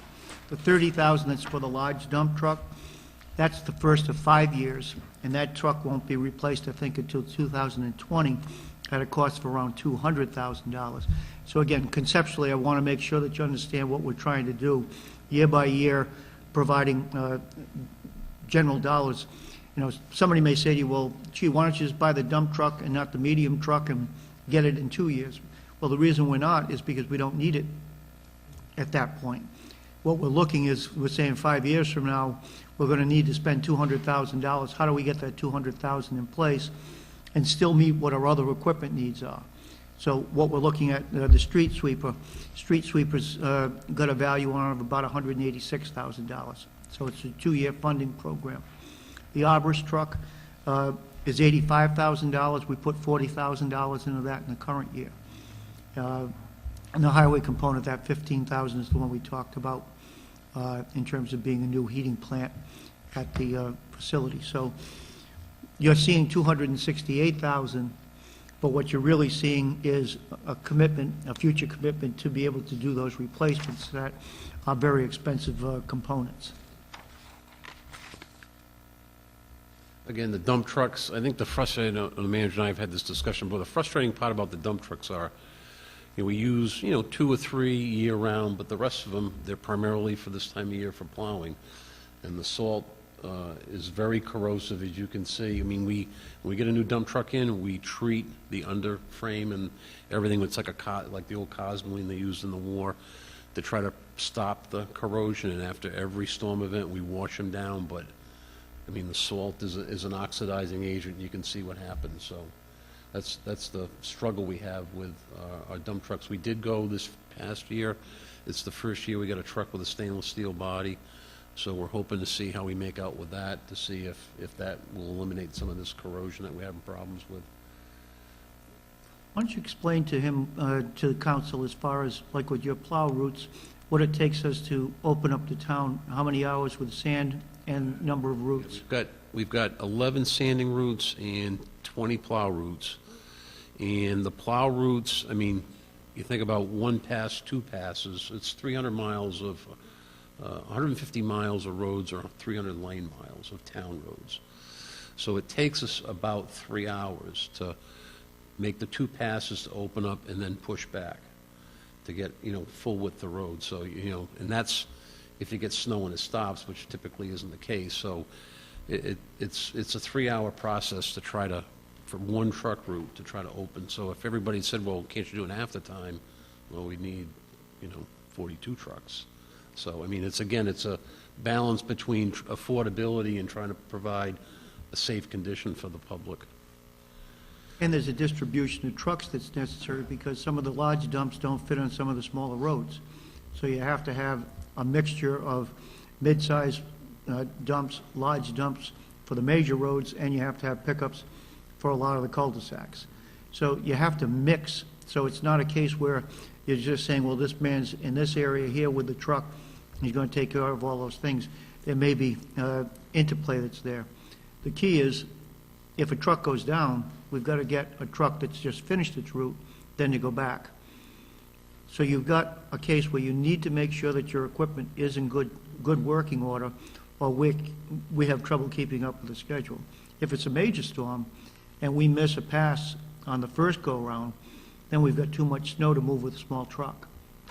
So there's a lot of science that's involved in proper storm management, but the key is that you've got to have viable equipment available to be able to really ensure that, for a public safety purpose, that you got your town open in a reasonable period of time. No, we do it all. In the past, we've tried to subcontract, but the problem is, I'm going to use probably George Sherman Sand and Gravel, for example. You know, they've got a commitment for Wakefield Mall. So we can't say, okay, come to us only on these storms we need you. They've got a commitment to their other clients. So it's very difficult trying to get contract plowers. John, when you say you have sand routes and plow routes, Yep. does the same truck do both? Nope, we have about, again, 20 truck plow routes, 11 sand routes. It's the bigger trucks, the 10-wheelers and the 6-wheelers that have the sanding bodies. The other routes are pickup trucks. Oh, So again, for like small plats, those are pickup trucks, but we have to use the sanding trucks to do the sanding, which is the dump trucks. Again, large dump truck, 10-wheeler, we have 2 of these. And again, when we're plowing, we have one dedicated down the south end of town. These are where there's a lot of drifting snow, like up in West Kingston, Usquepaug, and down the south end of town. And what we're looking at is by the time we're ready to trade out, because we're in the second of 5 years, 3 years from now, we'll be looking at that vehicle probably in the $75,000 mile range at trade-in. Now, people are going to look at that and say, well, gee, that's not much for a truck, but it's based on the uses that it's receiving. Again, we've been currently running 2 street sweepers for probably the last 5 or 6 years. They are expensive pieces of equipment. They're highly mechanized, a lot of wearing, a lot of bearings, a lot of chains, a lot of brushes. So we're going to try to continue that, to keep the 2 sweepers, because as soon as the snow stops, people ask, when are you going to sweep my road? That's the first thing they want. So we can't be everywhere in town at once, so we are, again, still trying to maintain 2 sweepers at this Well, point. there's some people that think you should be 2 places at once. One of the other things with the sweepers that's important is that with the TMDLs, one of the commitments that we have to make is that we have to sweep each of the town roads that are sanded. And we have to then dispose of the material. So either we have to have the sweepers in-house, or we have to third-party vendor those in terms of renting them for certain periods of time. We've been doing a balancing act as to whether or not it's cheaper to bring in third-party forces, and what we need to do as far as in-house. But at this point, we're going to need to replace both of those units within probably the next 5 years. They're high use, and the amount of friction that's created with the stuff that you're picking up really destroys that equipment quite quickly. Arborist truck, we've been without a bucket truck for a number of years, and what the problem we're seeing now is the lower canopy. We don't have the skill set or the capability to get into the upper reaches of the canopy, but the lower canopy, either if we get an early snow when the leaves are still on the trees, or we get any kind of icing conditions, some of those lower limbs start to get down into the travel surface, so we need to get back during the winter time when we're not plowing to try to do some lower tree canopy, and that's the purpose of the arborist truck, bucket truck. It's, again, only intended to reach, 20, 30 feet, not like an arborist truck that gets up 60, 70 feet. John, you know that truck, that blue one that goes along with the arm and cuts things down? Well, the flail What is that tractor. called? That's one of our flail tractors. We have 3 of those.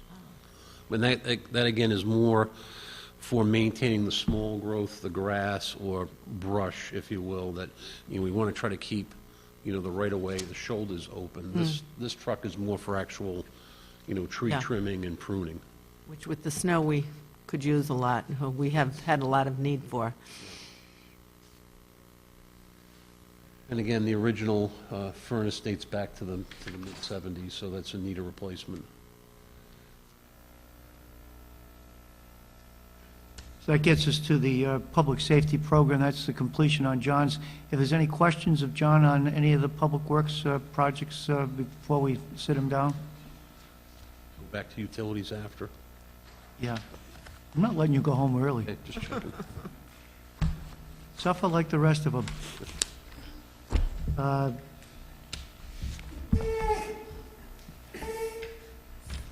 Chief, you want to join us? You and Jack?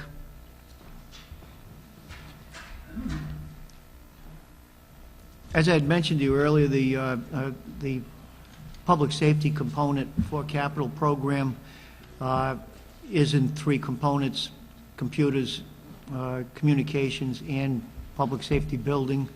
For the 2015-16 year,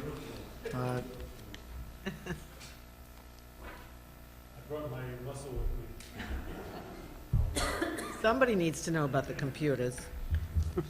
Jackie, please sit in front of the mic so he's not there.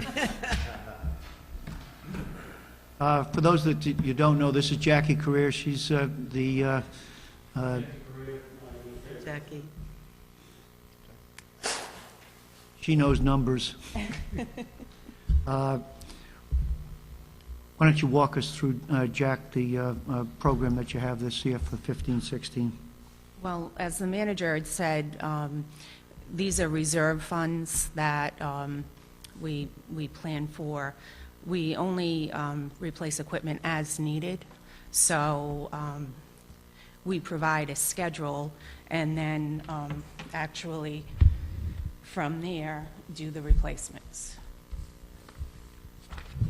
The first program is the public safety computer, which we're asking for $20,000. The majority of the equipment we'll be replacing is the network and then also the laptops.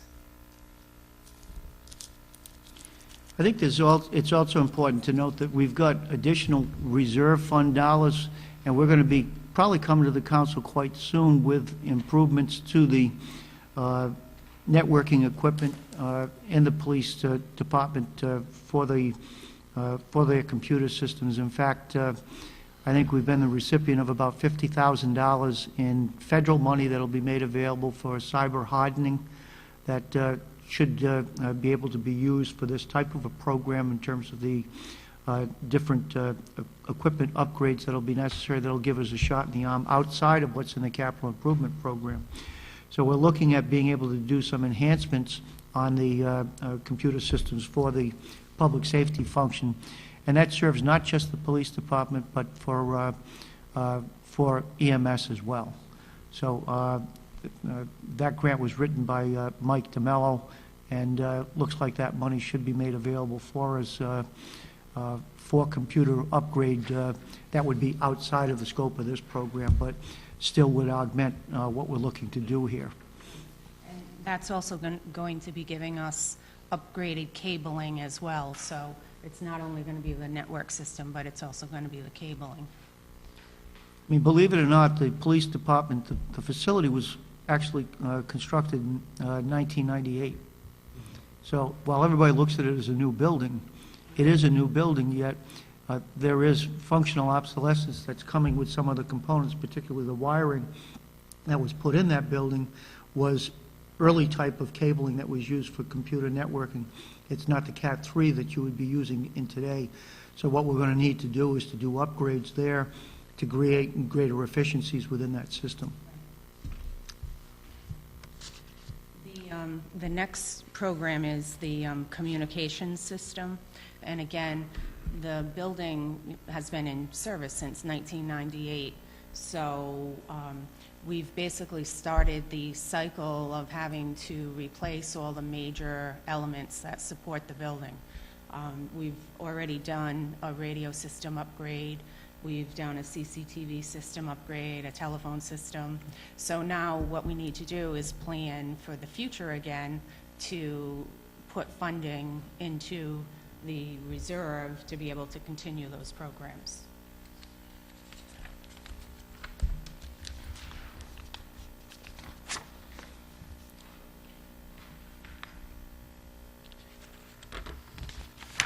And the next program is the building itself. Again, having been in the building since 1998, we're again ready to start needing to do some improvements. One of the things that we've done is solar tint the windows, and that has actually given us energy efficiency. We're also going to be doing an exhaust fan for the HVAC system, and then also a card reader access program. Chief, you may want to talk about the security on that. Yeah, as the council knows and the town manager knows, we're in the process of accreditation of the police department, and one of the elements is the security of the facility itself. And over a period of time, when we built the building 16 years ago, we just used the regular keys like we all use, but it's going to benefit us if, and in conjunction with the accreditation program, if we have electronic access to the building, whether it's through a key fob or a card. Those are one of the things that we're looking for. It's absolutely necessary if we are going to be accredited, and every police department in the country is moving towards accreditation with some organization. So that's a needed expense, and you know, I hope the council will support us on that endeavor. And also, as a component of that, is the security of our evidence areas, where we have to secure evidence for court prosecutions. We have to assure the court on a regular basis when we have these matters that the evidence was properly stored, properly maintained, and the access to the property was severely restricted so that only police officers could access those areas where the evidence is stored. Chief, I don't want to belabor it, but what's the accreditation about? I mean, what is, yeah, what is that about? Well, through the Rhode Island Police Chiefs Association, we have established an accreditation program. We have hired an accreditation manager, and we're taking all the best practices known to law enforcement, and each police department in this state is adopting those policies, and then we will be accredited through this commission that we have established. Oh. And I think that's a very important part of modern-day law enforcement. Sure. Oh, thank you. From a risk management perspective, it's something that the Rhode Island Interlocal Trust is Yeah. working with the Police Chiefs Association. A lot of it is going to depend on looking at best management practice, particularly with custodial care responsibilities. And unlike South Kingstown's setup, in some of the police departments, they may not have the security cameras in the cells itself. They may not have proper separation for male and female purposes, or they may not have necessary cells to deal with persons that are at personal risk. So the accreditation is going to look at what are the different things that you need to be able to protect the person that you've taken into custody, and how do you do that? What's best practices? How many times, what type of review has to be made of that person? How often can it be done electronically? The other thing too is electronically, you've also got a picture and evidence as to how that person acted within custody. You're also looking at, as Chief mentioned, one of the things we're just doing now is we're providing greater security for, let's say, motor vehicles that are impounded, where they will be put behind a lock chain so that if we have to go to court, and we can prove that no one else has tampered with that vehicle. The key system is of much importance to us because all we have to do is deactivate a fob, but it's sometimes difficult to be assured that all keys have been turned back in and that somebody doesn't have access to the building or what components of the building. Also, this will give me an opportunity to find out what time the chief comes in the morning and leaves, based on when the fob passes the door. You'll never catch me.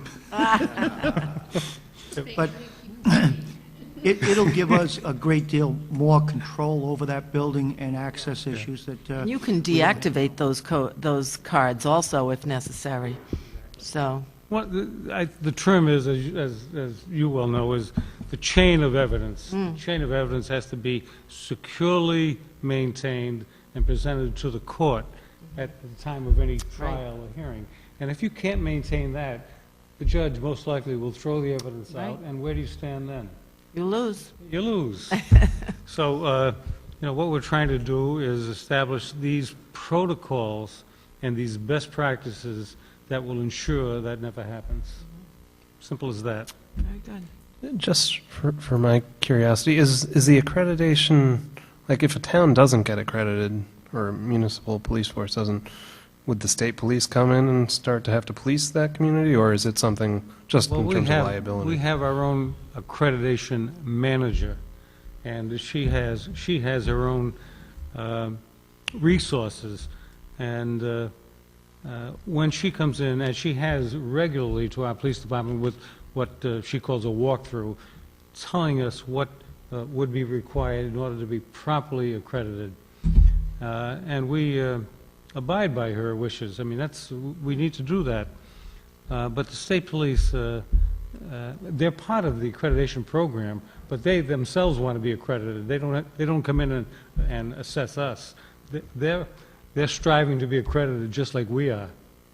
Yeah, my question was, if we fail to be accredited, would they take away our policing powers? Or No. is it's just a... No. it's Number like a- one, we won't fail. Number two, No, the answer is no. Of course not. I think the key here is that it has nothing to do with police powers. It has to do with best management practices Yeah. and uniformity. Several years ago, the Police Chiefs Association, in conjunction with the trust again, looked at high-speed pursuit issues, use of force, use of deadly force. And what they did is they developed policy statements on what the protocol is. What can a police officer do? And it's the same in South Kingstown as it is in Narragansett, the same in North Kingstown. Because before, they were all different types of procedures. Some were very good, some were very detailed, some were very ambiguous. So what statewide we're attempting to do in law enforcement is to provide greater uniformity and best management practices. Also, what we're trying to do is to make sure that we've got electronic copy available of all of the different rules and procedures that the office is going to operate with. So a lot of it's just trying to make sure that people know how to do their job and what they have to do in their job, and that we're not giving people the authority to make decisions on their own, but rather we're dealing with proper practices. It saves both in terms of the safety of the officers, the safety of the public, and it also deals as far as being a viable risk management technique that'll reduce what your cost of insurance are going to be. So all of these things are important, but accreditation with the public safety, there's two different groups. There's a national accreditation for police officers, and that's not something that South Kingstown is looking for accreditation with. We're looking for the accreditation through the Rhode Island program. The Rhode Island program will be somewhat different from the national program. It won't be as exhaustive and broad-brushed. It won't be as expensive to accomplish as well, because there's many components on the national accreditation that, quite frankly, in a suburban department may not be necessary.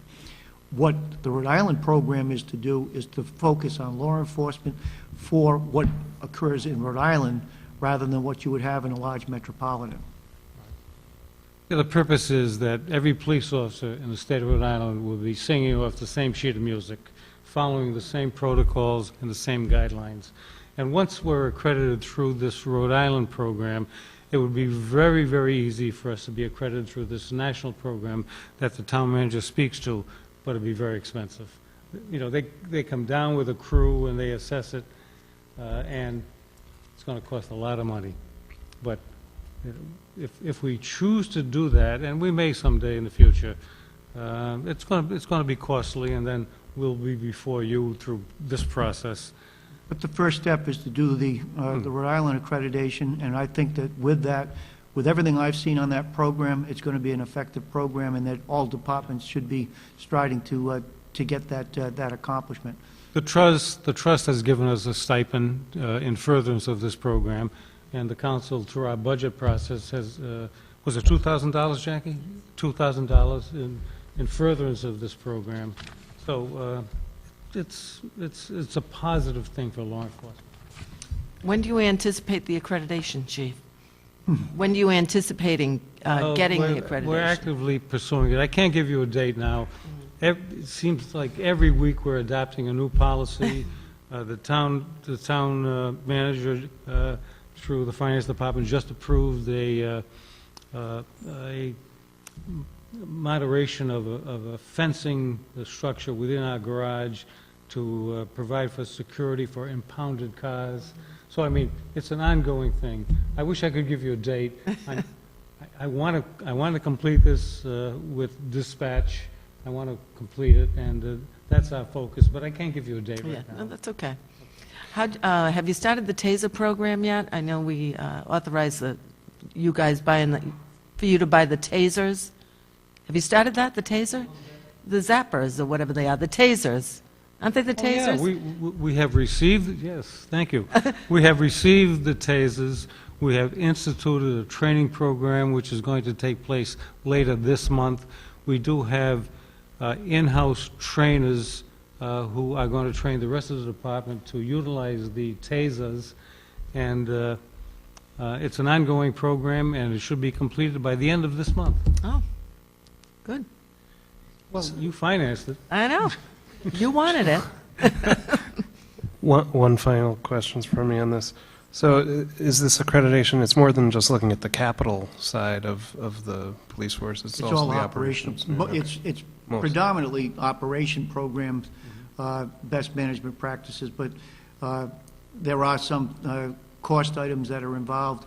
We're purchasing software that will be necessary, that'll allow us to maintain the rules of conduct for the police department, and so that when the amendments are made, they're actually made, they'll be in the cloud rather than on a bound book basis.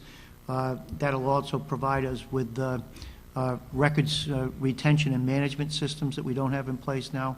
So there's a lot of good that's going to come out of it. It's really modernizing the administration of the public safety function, things that we would want to do, but this provides us better structure in terms of what are the higher priority items to do first, second, and third. Part of the training of the TASER program is to have volunteers who will volunteer to receive the TASER. So I was wondering if the town manager was available, I think that's a good idea. because I'm not. I think we'll leave that one alone. If there's no more questions with Mr. Comedy, we'll move on. On page 91, we do set aside about $5,000 a year for cable replacement for the communication system. I would note to the council that we're going to see changes in the communications department over the next, in the immediate future. I've had a resignation from Brian Ballou as the superintendent of fire alarm communications division, and Lance Whaley who is the assistant at this point. Lance will be handling that program on an interim basis until we decide where we're going with it.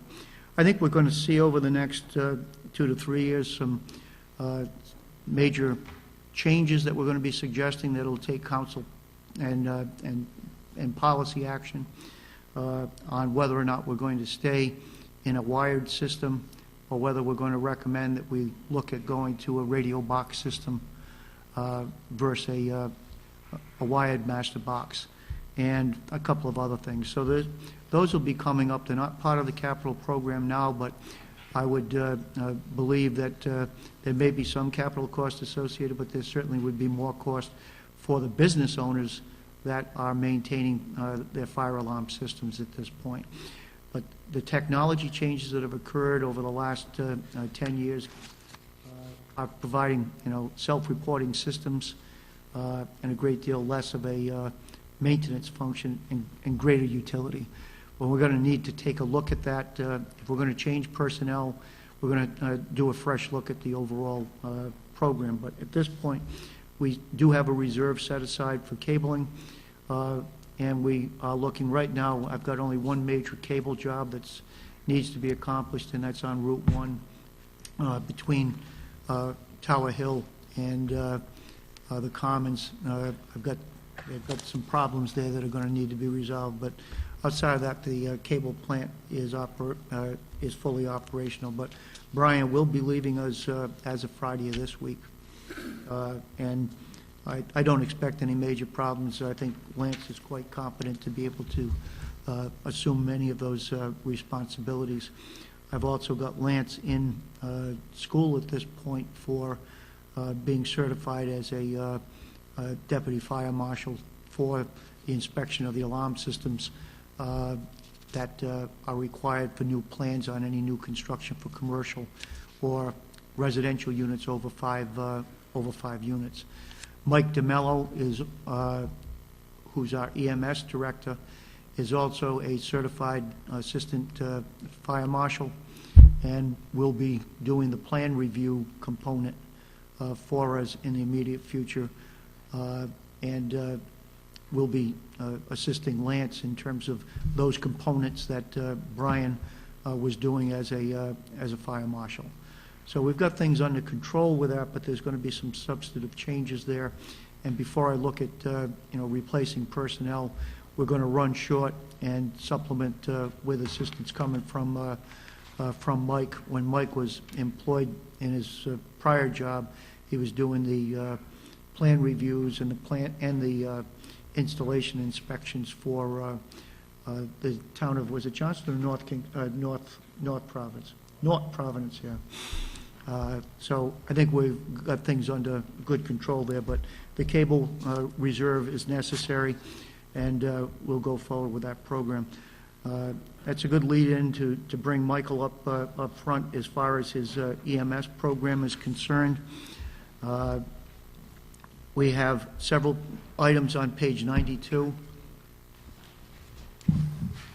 for EMS. The first is the medical diagnostic equipment.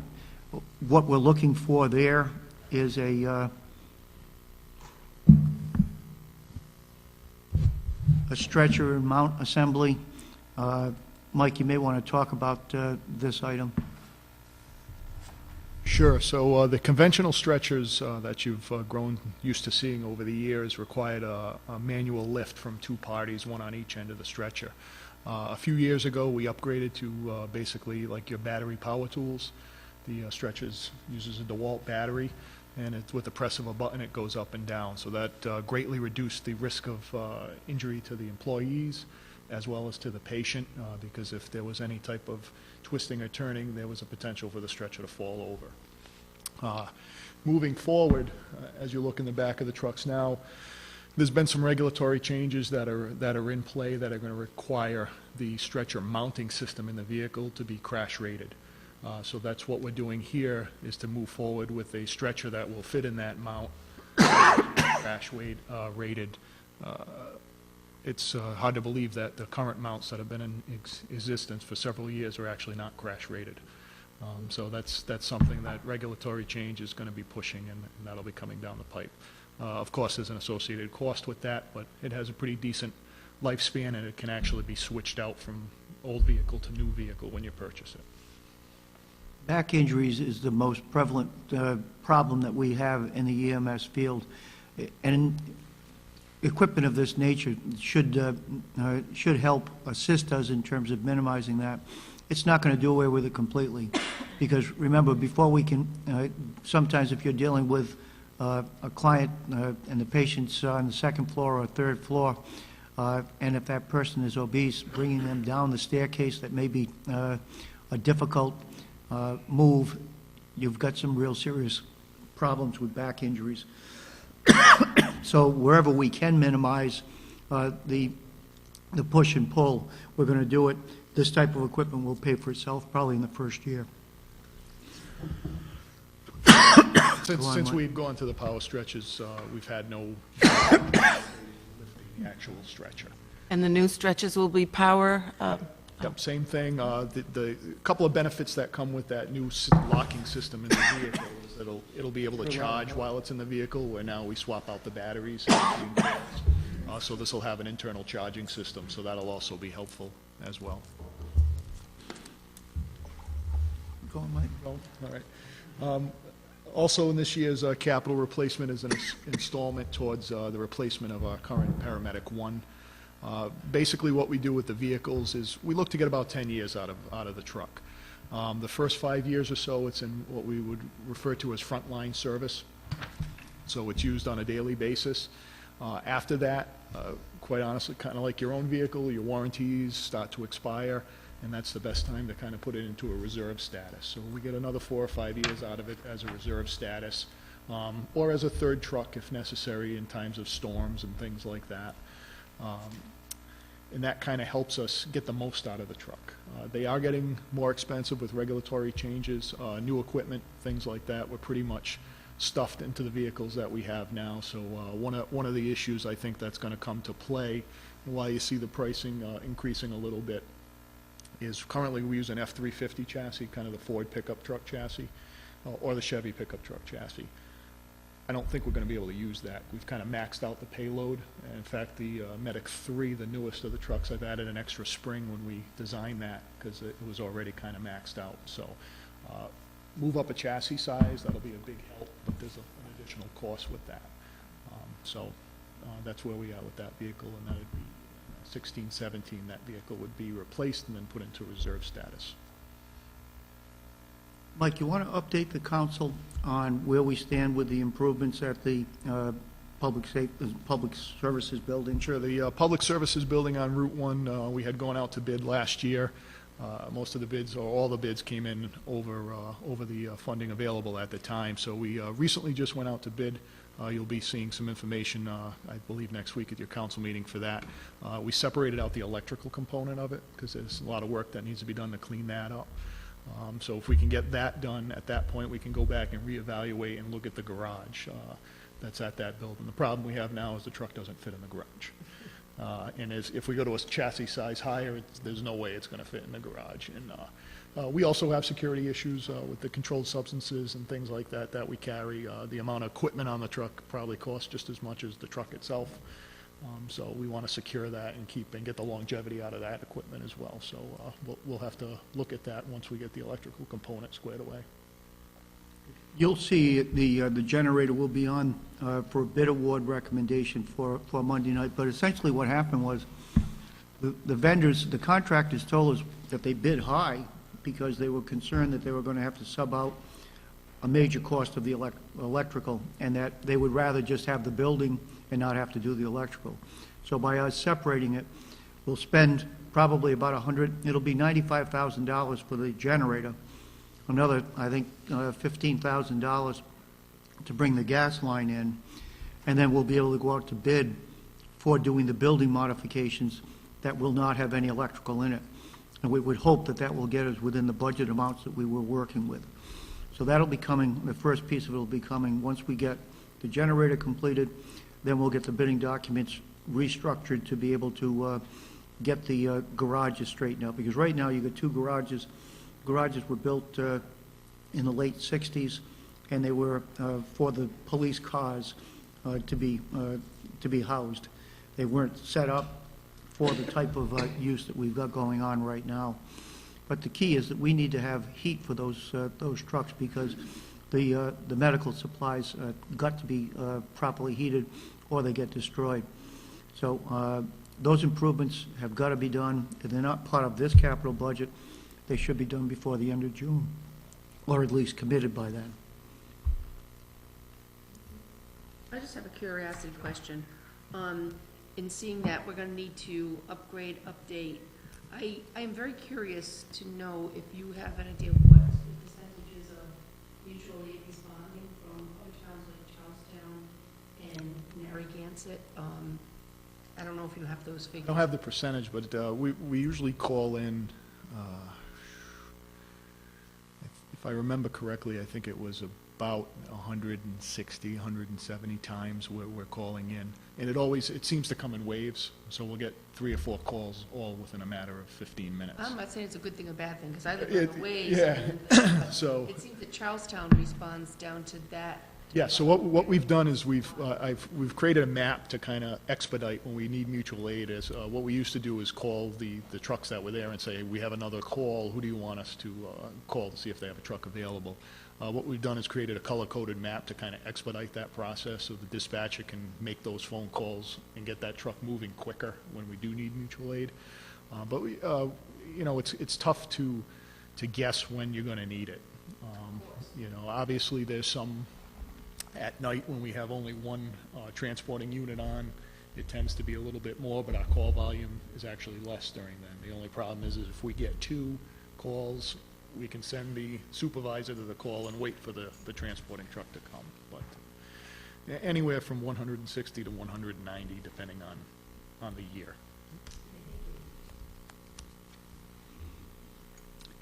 Any other questions? If not, that really completes the EMS.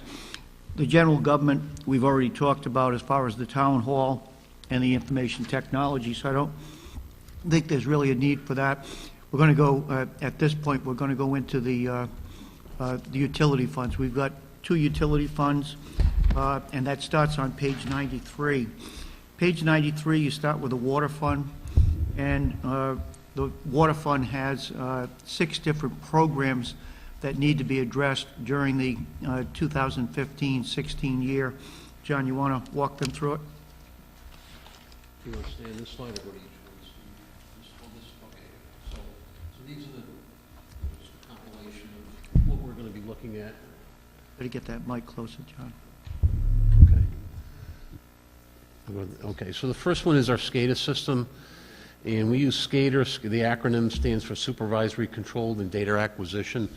So we have a computer both in the water system and in wastewater that controls when the pumps turn on, when they turn off. It controls the altitude valves and the sensors in the tanks. So this is just our normal replacement. With the South Shore water system, we do everything. It's not hard cabled. We have radio systems that goes from each tank back to Factory Pond where the SCADA system is, and also for our wholesale meter connection at South County Hills. What we're planning on doing is at least replacing 2 of those radio systems, and they're called PLCs, the programmable logic controllers that are in each, SCADA nodule. So that's what's proposed for next year. We have 2 plans that are in the pipeline. These are state plans. One is the capital infrastructure plan. Even though we have our own CIP, we're required by state law through Department of Health to have a separate standalone CIP. It's very similar to what we have, but it looks at a longer range of out more than 6 years. It's like 20 years.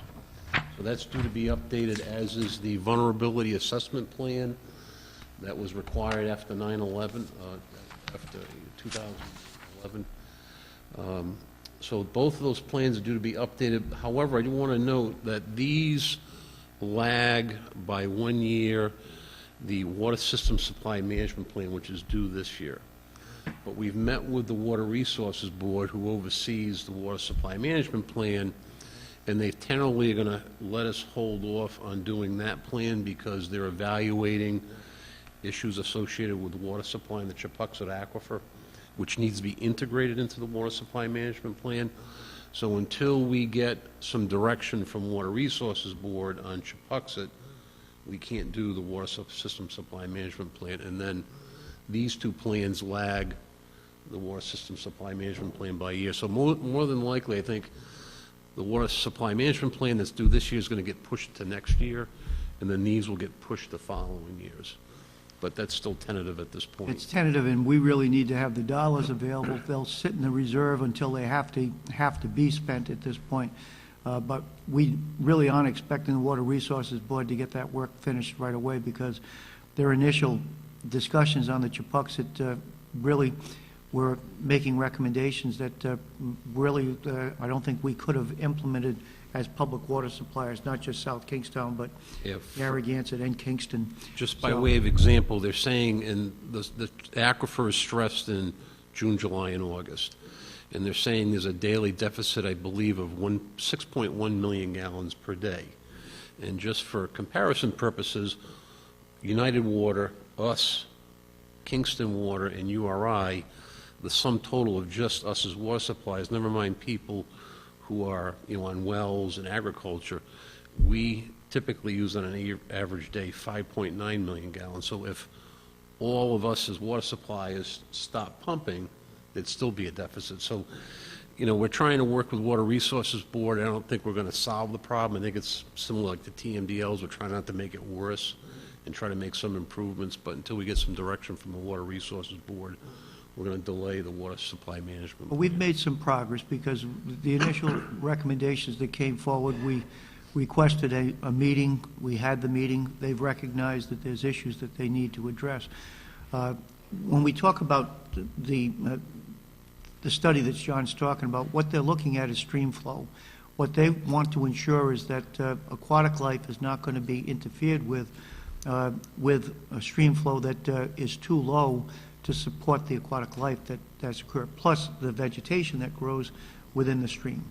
So if the flows, if the drawdowns are too large and they start to dry up the stream beds, then what Water Resources Board is saying is there has to be water rationing that's going to be required. Farm industry, as well as the public supplies, are major water users, particularly during those dry months of the summer.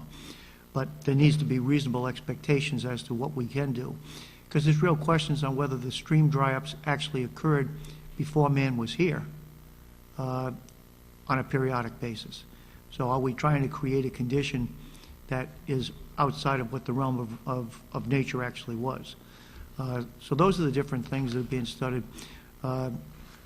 Statewide planning is involved with it because Water Resources Board is now a component under the Water Resources, under the statewide planning. So we're making inroads, but I think what we're trying to do is to come up with practical solutions for dealing with some of these global issues that are being dealt with on a paper basis rather than a practical basis. John, is the vulnerability assessment, do you have to test the water for? Well, vulnerability, that's more security related for acts of terrorism or threat. We want to make sure our water system Isn't poisoned? I mean, isn't that what we're talking about? well, we're trying to keep somebody with evil motives from doing something bad to the water system. So how do you combat that? Testing the water? No, we do test the water twice a month for coliform, but we don't test that for, I'm not aware of the technologies available to test it on a continuous basis, throughout the system. So I think what we're trying to do is harden the system, make sure, security is in place, that we have redundancy and security, that type of thing. And what we're looking to do is we have a vulnerability plan now, is just to update that with modern technology, because now it is 10 years dated. It's really a best management technique, similar to what we're talking about in the police department, where what you're looking at is what you can do. I mean, our secret weapon is we've got Louis out there, and no one's going to That's mess right. with the water. Geez, you better get that Yeah, study that done. makes me real nervous. The factory pond well fields, even though they are dormant, we're still testing them, and they're still active in Department of Health's eyes until we get such time that we build a chemical treatment. I think you need to explain why.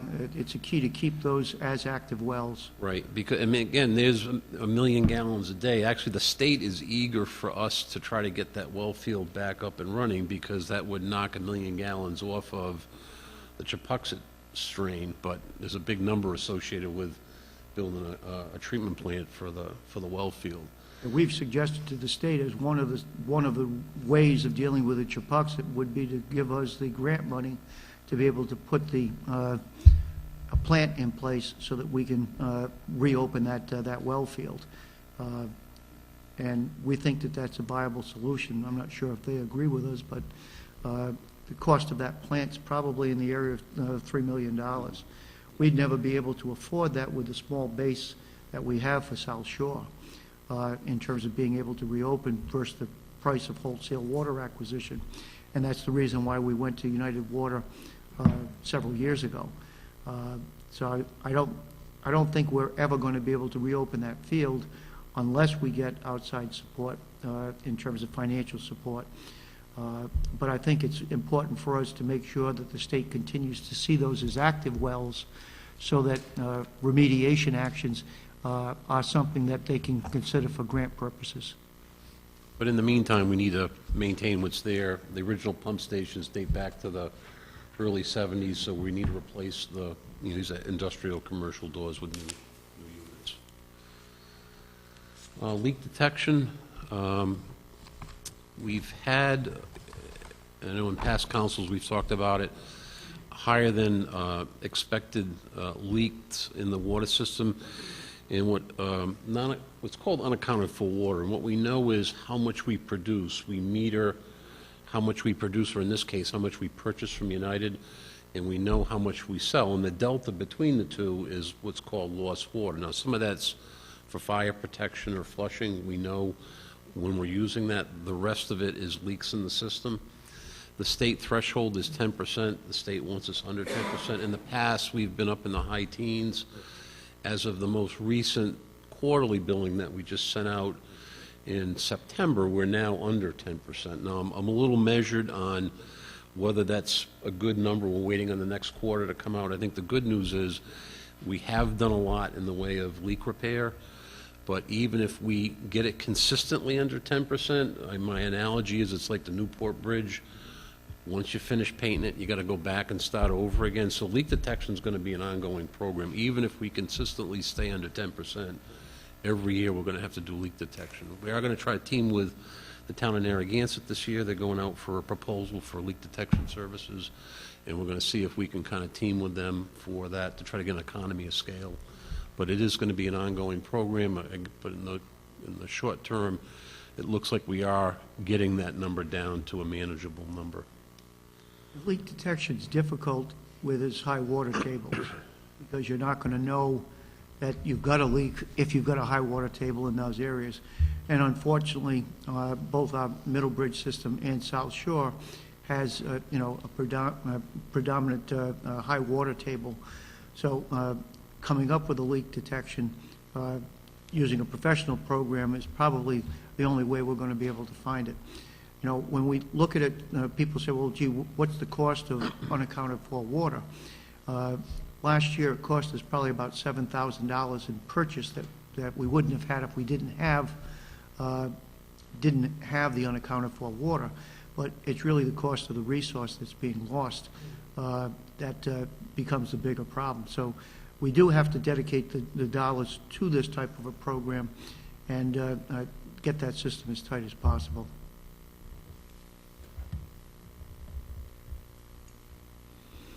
So that's it for the water fund. Now into the wastewater fund, and as That starts on 94 and page 95.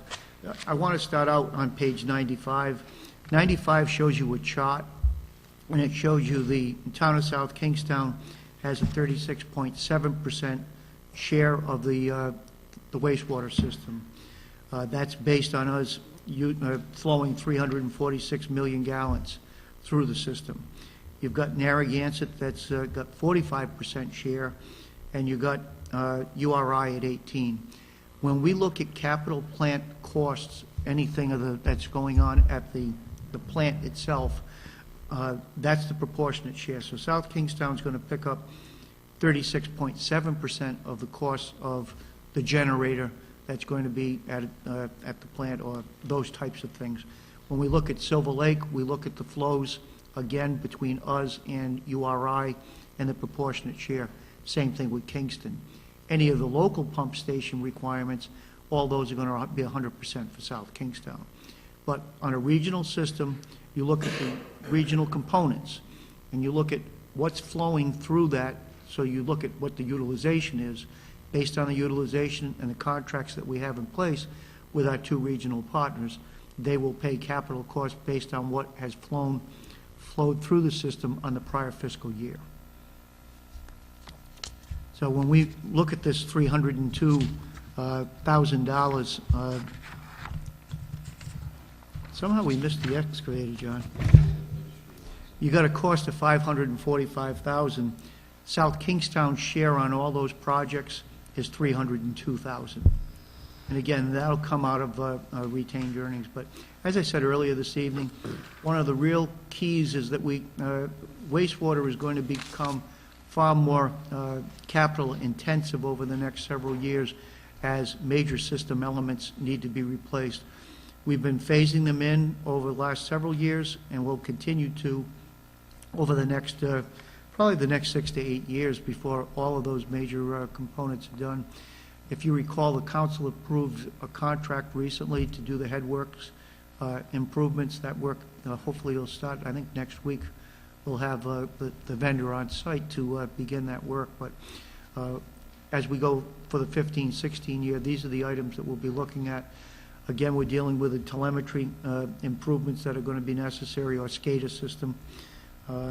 And that cost is about a $30,000 upgrade. As we move on with the program, one of the major cost items that you have is the standby generator. You want to talk about that, John? Yeah, we've got 3 very large generators. One's at the treatment plant, one's at Silver Lake Pump Station, and Silver Lake Pump Station, all the flow for people that are on sewers in South Kingston URI comes through Silver Lake, so that we've replaced that generator already. It's right on Silver Lake Ave near the Saugatucket River. Treatment plants in Kingston Pump Station are the next 2. Anyway, we just skip by. So treatment plants funded over a 3-year period. They're very large. They're probably 400 or 500 kW units, $250,000, $300,000 for these generators. Next one is we have, people probably aren't aware, we have a pump station down behind the hospital, behind the Bacon House. And we have another one on off of Salt Pond, right across from Java Madness. They're below grade units.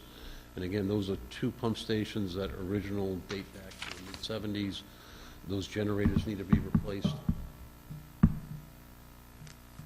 Silver Lake Pump Station, for those, I was very surprised. That station, you see, it's a 1-story building above grade, brick building, but it actually goes down like 60 feet. It's down like 3 stories below ground. And, you know, it is a corrosive environment, so we need to do a lot of electrical and heating, HVAC repairs there in that pump station. Primary tanks, this is the first area of the treatment train where the flow comes into, and it has a system of paddles or flights, what they're called, to try to remove some of the floatables or the solids, and this will be the first year of that program. Oh, sorry, second year. The aeration system, that's the second set of tanks. That's where the biological activity occurs. We put these panels in back in the late 80s. I believe we got a $160,000 grant from National Grid, and it did a couple things. It cut down on our power consumption significantly, and because they're ultrafine bubbles versus coarse bubbles, it gives a greater aeration transfer. And the other big advantage of that, it increased the capacity of the plant from 4.13 million gallons up to 5 million. So we got almost a 0.8 MGD increase by just changing the technology. So what's happened now is these have like a rubberized membrane that needs to be replaced over time. So this will be the second year for the membrane replacement, which we do in-house. All we do is purchase the membranes from the manufacturer, but we do in-house labor to make the replacements. Again, one of our pickup trucks in the wastewater fleet, we have 5 of them that we use for outlying pump stations, maintenance, and one scheduled for replacement. That concludes all the items that we're going to go over, but if you, in closing tonight, what I wanted to talk about is on pages 100 through 105. That provides the overall summary of the pay-as-you-go portion of the capital improvement program. This is what the funding would be on a yearly basis. Again, using the Public Works, the road improvement program, you see the 640,000 running across the line for the 3,840,000 I've talked about a couple of times. You see all the equipment that we've talked about for both the, for Public Works as well as for public safety. The cable acquisitions that are necessary, as well as EMS for their vehicle replacements. So all of that's there. That's on the first page, on page 100. Page 101 gives you the municipal programs. So you see that what we're looking at is that the first year, or 15-16 year, we're looking at $1,312,000 of a capital improvement program, and that is for the that'll become a component of your general fund. So it's a $26,000 increase over the current year's adopted $1,285,086. So what we're looking at is, when you look across that line and you see from 15-16 through 2021, what we're trying to do is to have a gradual increase that's there, knowing that our costs are going to continue to increase as we go out into the future. But what we're trying to do is to keep away from spiking, because the spiking is going to have difficulty in terms of what tax impacts it's going to have on the community, and it'll also impact what you're going to be able to do in your operational programs. Slow and steady is really what financial management's all about in dealing with these type of capital items. The key for the council is to be familiar with the capital improvements and decide, are there things here that we're proposing to do that you don't want to do? Are there things here that we haven't proposed that should have been considered and should be put into the schedule? We think, based on the review of each of the department directors, that within the financial disciplines that we think we have to work within, that these are the programs that need to be funded, but it's the council that needs to make that final decision. Where we go with the capital budget from here is, as I said, we'll have tomorrow night, and then we'll have next Wednesday night. By ordinance, you're required to adopt a capital improvement program no later than February 1st. What we would normally schedule is to advertise the manager's proposed budget and bring it to the last council meeting of the month, which is, I think, the 26th. And at that meeting, you'll have that for public hearing for adoption. At that point, if there's revisions that you want, then we would need to make them at that time. I will also say to you that while right now we're proposing $1,312,000, when I put the operating budget together, and if that doesn't fit within that program of what I think I should be recommending to you, I may suggest revisions. You may adopt it, but you're going to have a second bite of the apple when you see it as a component of your operating budget come March 1st. So this is the first stage of your budget process for capital only. Once it becomes a component of your operation budget, you can make adjustments a second time. So it's not as if by the end of the month, if you say we're supportive of this, that it's got to be that way. You can make changes anytime you want. And once the budget's adopted, you have full control anyway, because when we bring items to you for authorization to purchase either equipment or to purchase services, say for construction, you've still got the decision-making authority there. So you're putting a budget together, but you are then going to be required to direct the actual expense once the vendors are determined and we've gone through the proper purchasing process. With that, that concludes what I wanted to present this evening. If there's any other questions, I'd be glad to try to deal with them at this point. If there isn't, I turn it back to you, Abel. The only thing I saw that I had a question on is we didn't go over senior center facility improvements and the senior Right. services. Is that tomorrow? That's all part of leisure services and senior program, which we'll do tomorrow night. I'm concerned that once we get past like the 9:30 hour after, people aren't as attentive, and used to be councils that would throw things at me, so I don't That's want quite- that to happen quite all right. again. Any questions from the council? No, I just want to say another good job, Steve. You really worked hard on another capital improvement budget, and Trish and all the staff, so thank you. That's what I would say, is that the staff does a wonderful job in terms of putting this stuff together. The costs are high, but I think that it's based on what the demand services are that we've got coming at us. Well, are there any comments from the public on tonight's presentation? Please speak your name into the microphone.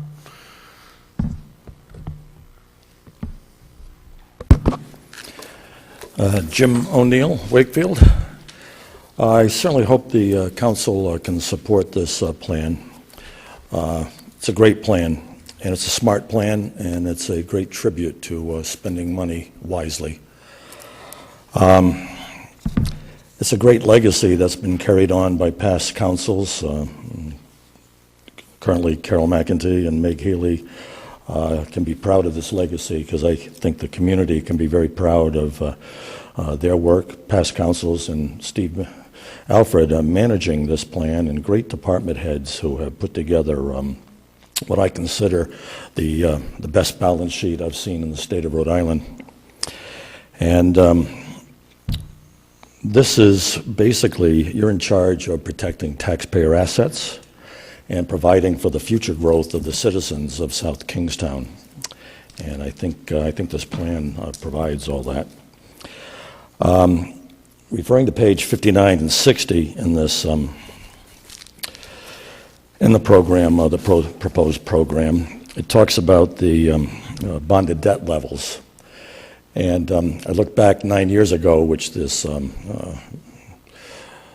package mentions. Our bonded debt level was $41 million, in the current year about $14 million. And when you consider a tax base of about $4.2 billion, to equate that to real estate, that's about 1/3 of 1%. That brings it down to a $300,000 home with a $1,000 mortgage. So if you don't think we've done a great job over the years, and the past councils and this manager, that this community couldn't be more proud of the success of these programs over the years. So relating that to real estate, I think, really gives you an idea just how strong a document this is. But the document also shows you something else on pages 75 and 76. And my concern, as I mentioned to you in December, and I'm going to mention this to you every month until the budget's finally adopted, but you need to pay attention to student enrollment. Steve mentioned it, but the document is very accurate. In the year 2000, we had 4,383 students. The current number, 3,302, 3,303, but that includes 110 kids in pre-K. Subtract those out, because in 2000, we did not have a pre-K program. So that means under 3,200, down from almost 4,400. We're down 1,200 students, and we're using all of our classrooms. Maybe a few in South Road aren't being used, but we're using South Road. And I brought up Dr. Hicks' comments before. I'll bring up newspaper articles before. But they all say the same thing. We've got to find a more efficient way to use of our buildings and classrooms instead of spreading out into as much space as possible. And you owe it to the taxpayers. You cannot give the school committee a penny more until they, in fact, batten down the hatches. And I'm not talking about teachers, because even Dr. Mager, past president of the school committee, said last spring we are over-facilitated. I've brought it up, the capital document, this document proves it. So I'm asking you to have that conversation with the school committee, because the school committee is in charge of making those decisions.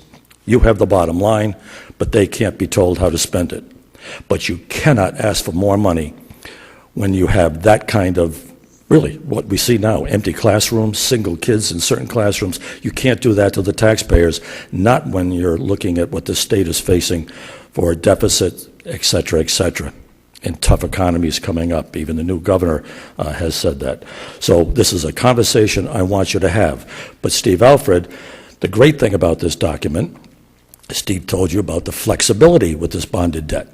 And I think that's why the bond by the voters last November, by a larger margin than before for the community gym, it was always 51, 52%, we were 56%. I think they understood that the debt by the community gym that would be needed fits into this document. And if we have to spend $2 or $3 million on 5 or 6 classrooms, new, maybe to add to Broad Rock, maybe we have to do that. But between the high school, Curtis Corner, Broad Rock, we need to find a combination that works. And we have an awkward group of facilities with what our population is today. Nobody's fault. No one knew what was going to happen back in 1999, 2000, when Broad Rock was built. Too bad it wasn't larger. And some people feel it shouldn't be built at all if you look at the numbers now. So you can look at it both ways, but you have to be fair to the public and the taxpayers. You have to look at that. The school committee has to concentrate on that. And I've got to tell you the last thing. We were at a meeting here, and they're talking about spending new money on this immersion program. Well, I went to 2 wonderful open houses over the holiday season. Tons of kids from all the elementary schools. You know what the citizens wanted? They didn't talk once about an immersion program. They all wanted all their elementary schools back, including South Road, and they wanted K through 5 back, or K through 6. They wanted their children back. That's what they wanted. So this is an opportunity, when you see this capital improvement plan, this is your opportunity now just to let the taxpayers know that you're in charge of this town, and you've asked the school committee, you've got to join with you to do what Steve Alfred has done here. This is one tight plan. There is no looseness at Town Hall on the municipal program, but you can't have 1,200 fewer students in all the schools and classrooms being used. Thank you. Thank you. Any other comments from the public at this time? Well, with that, any comments from the council? We'll see you tomorrow.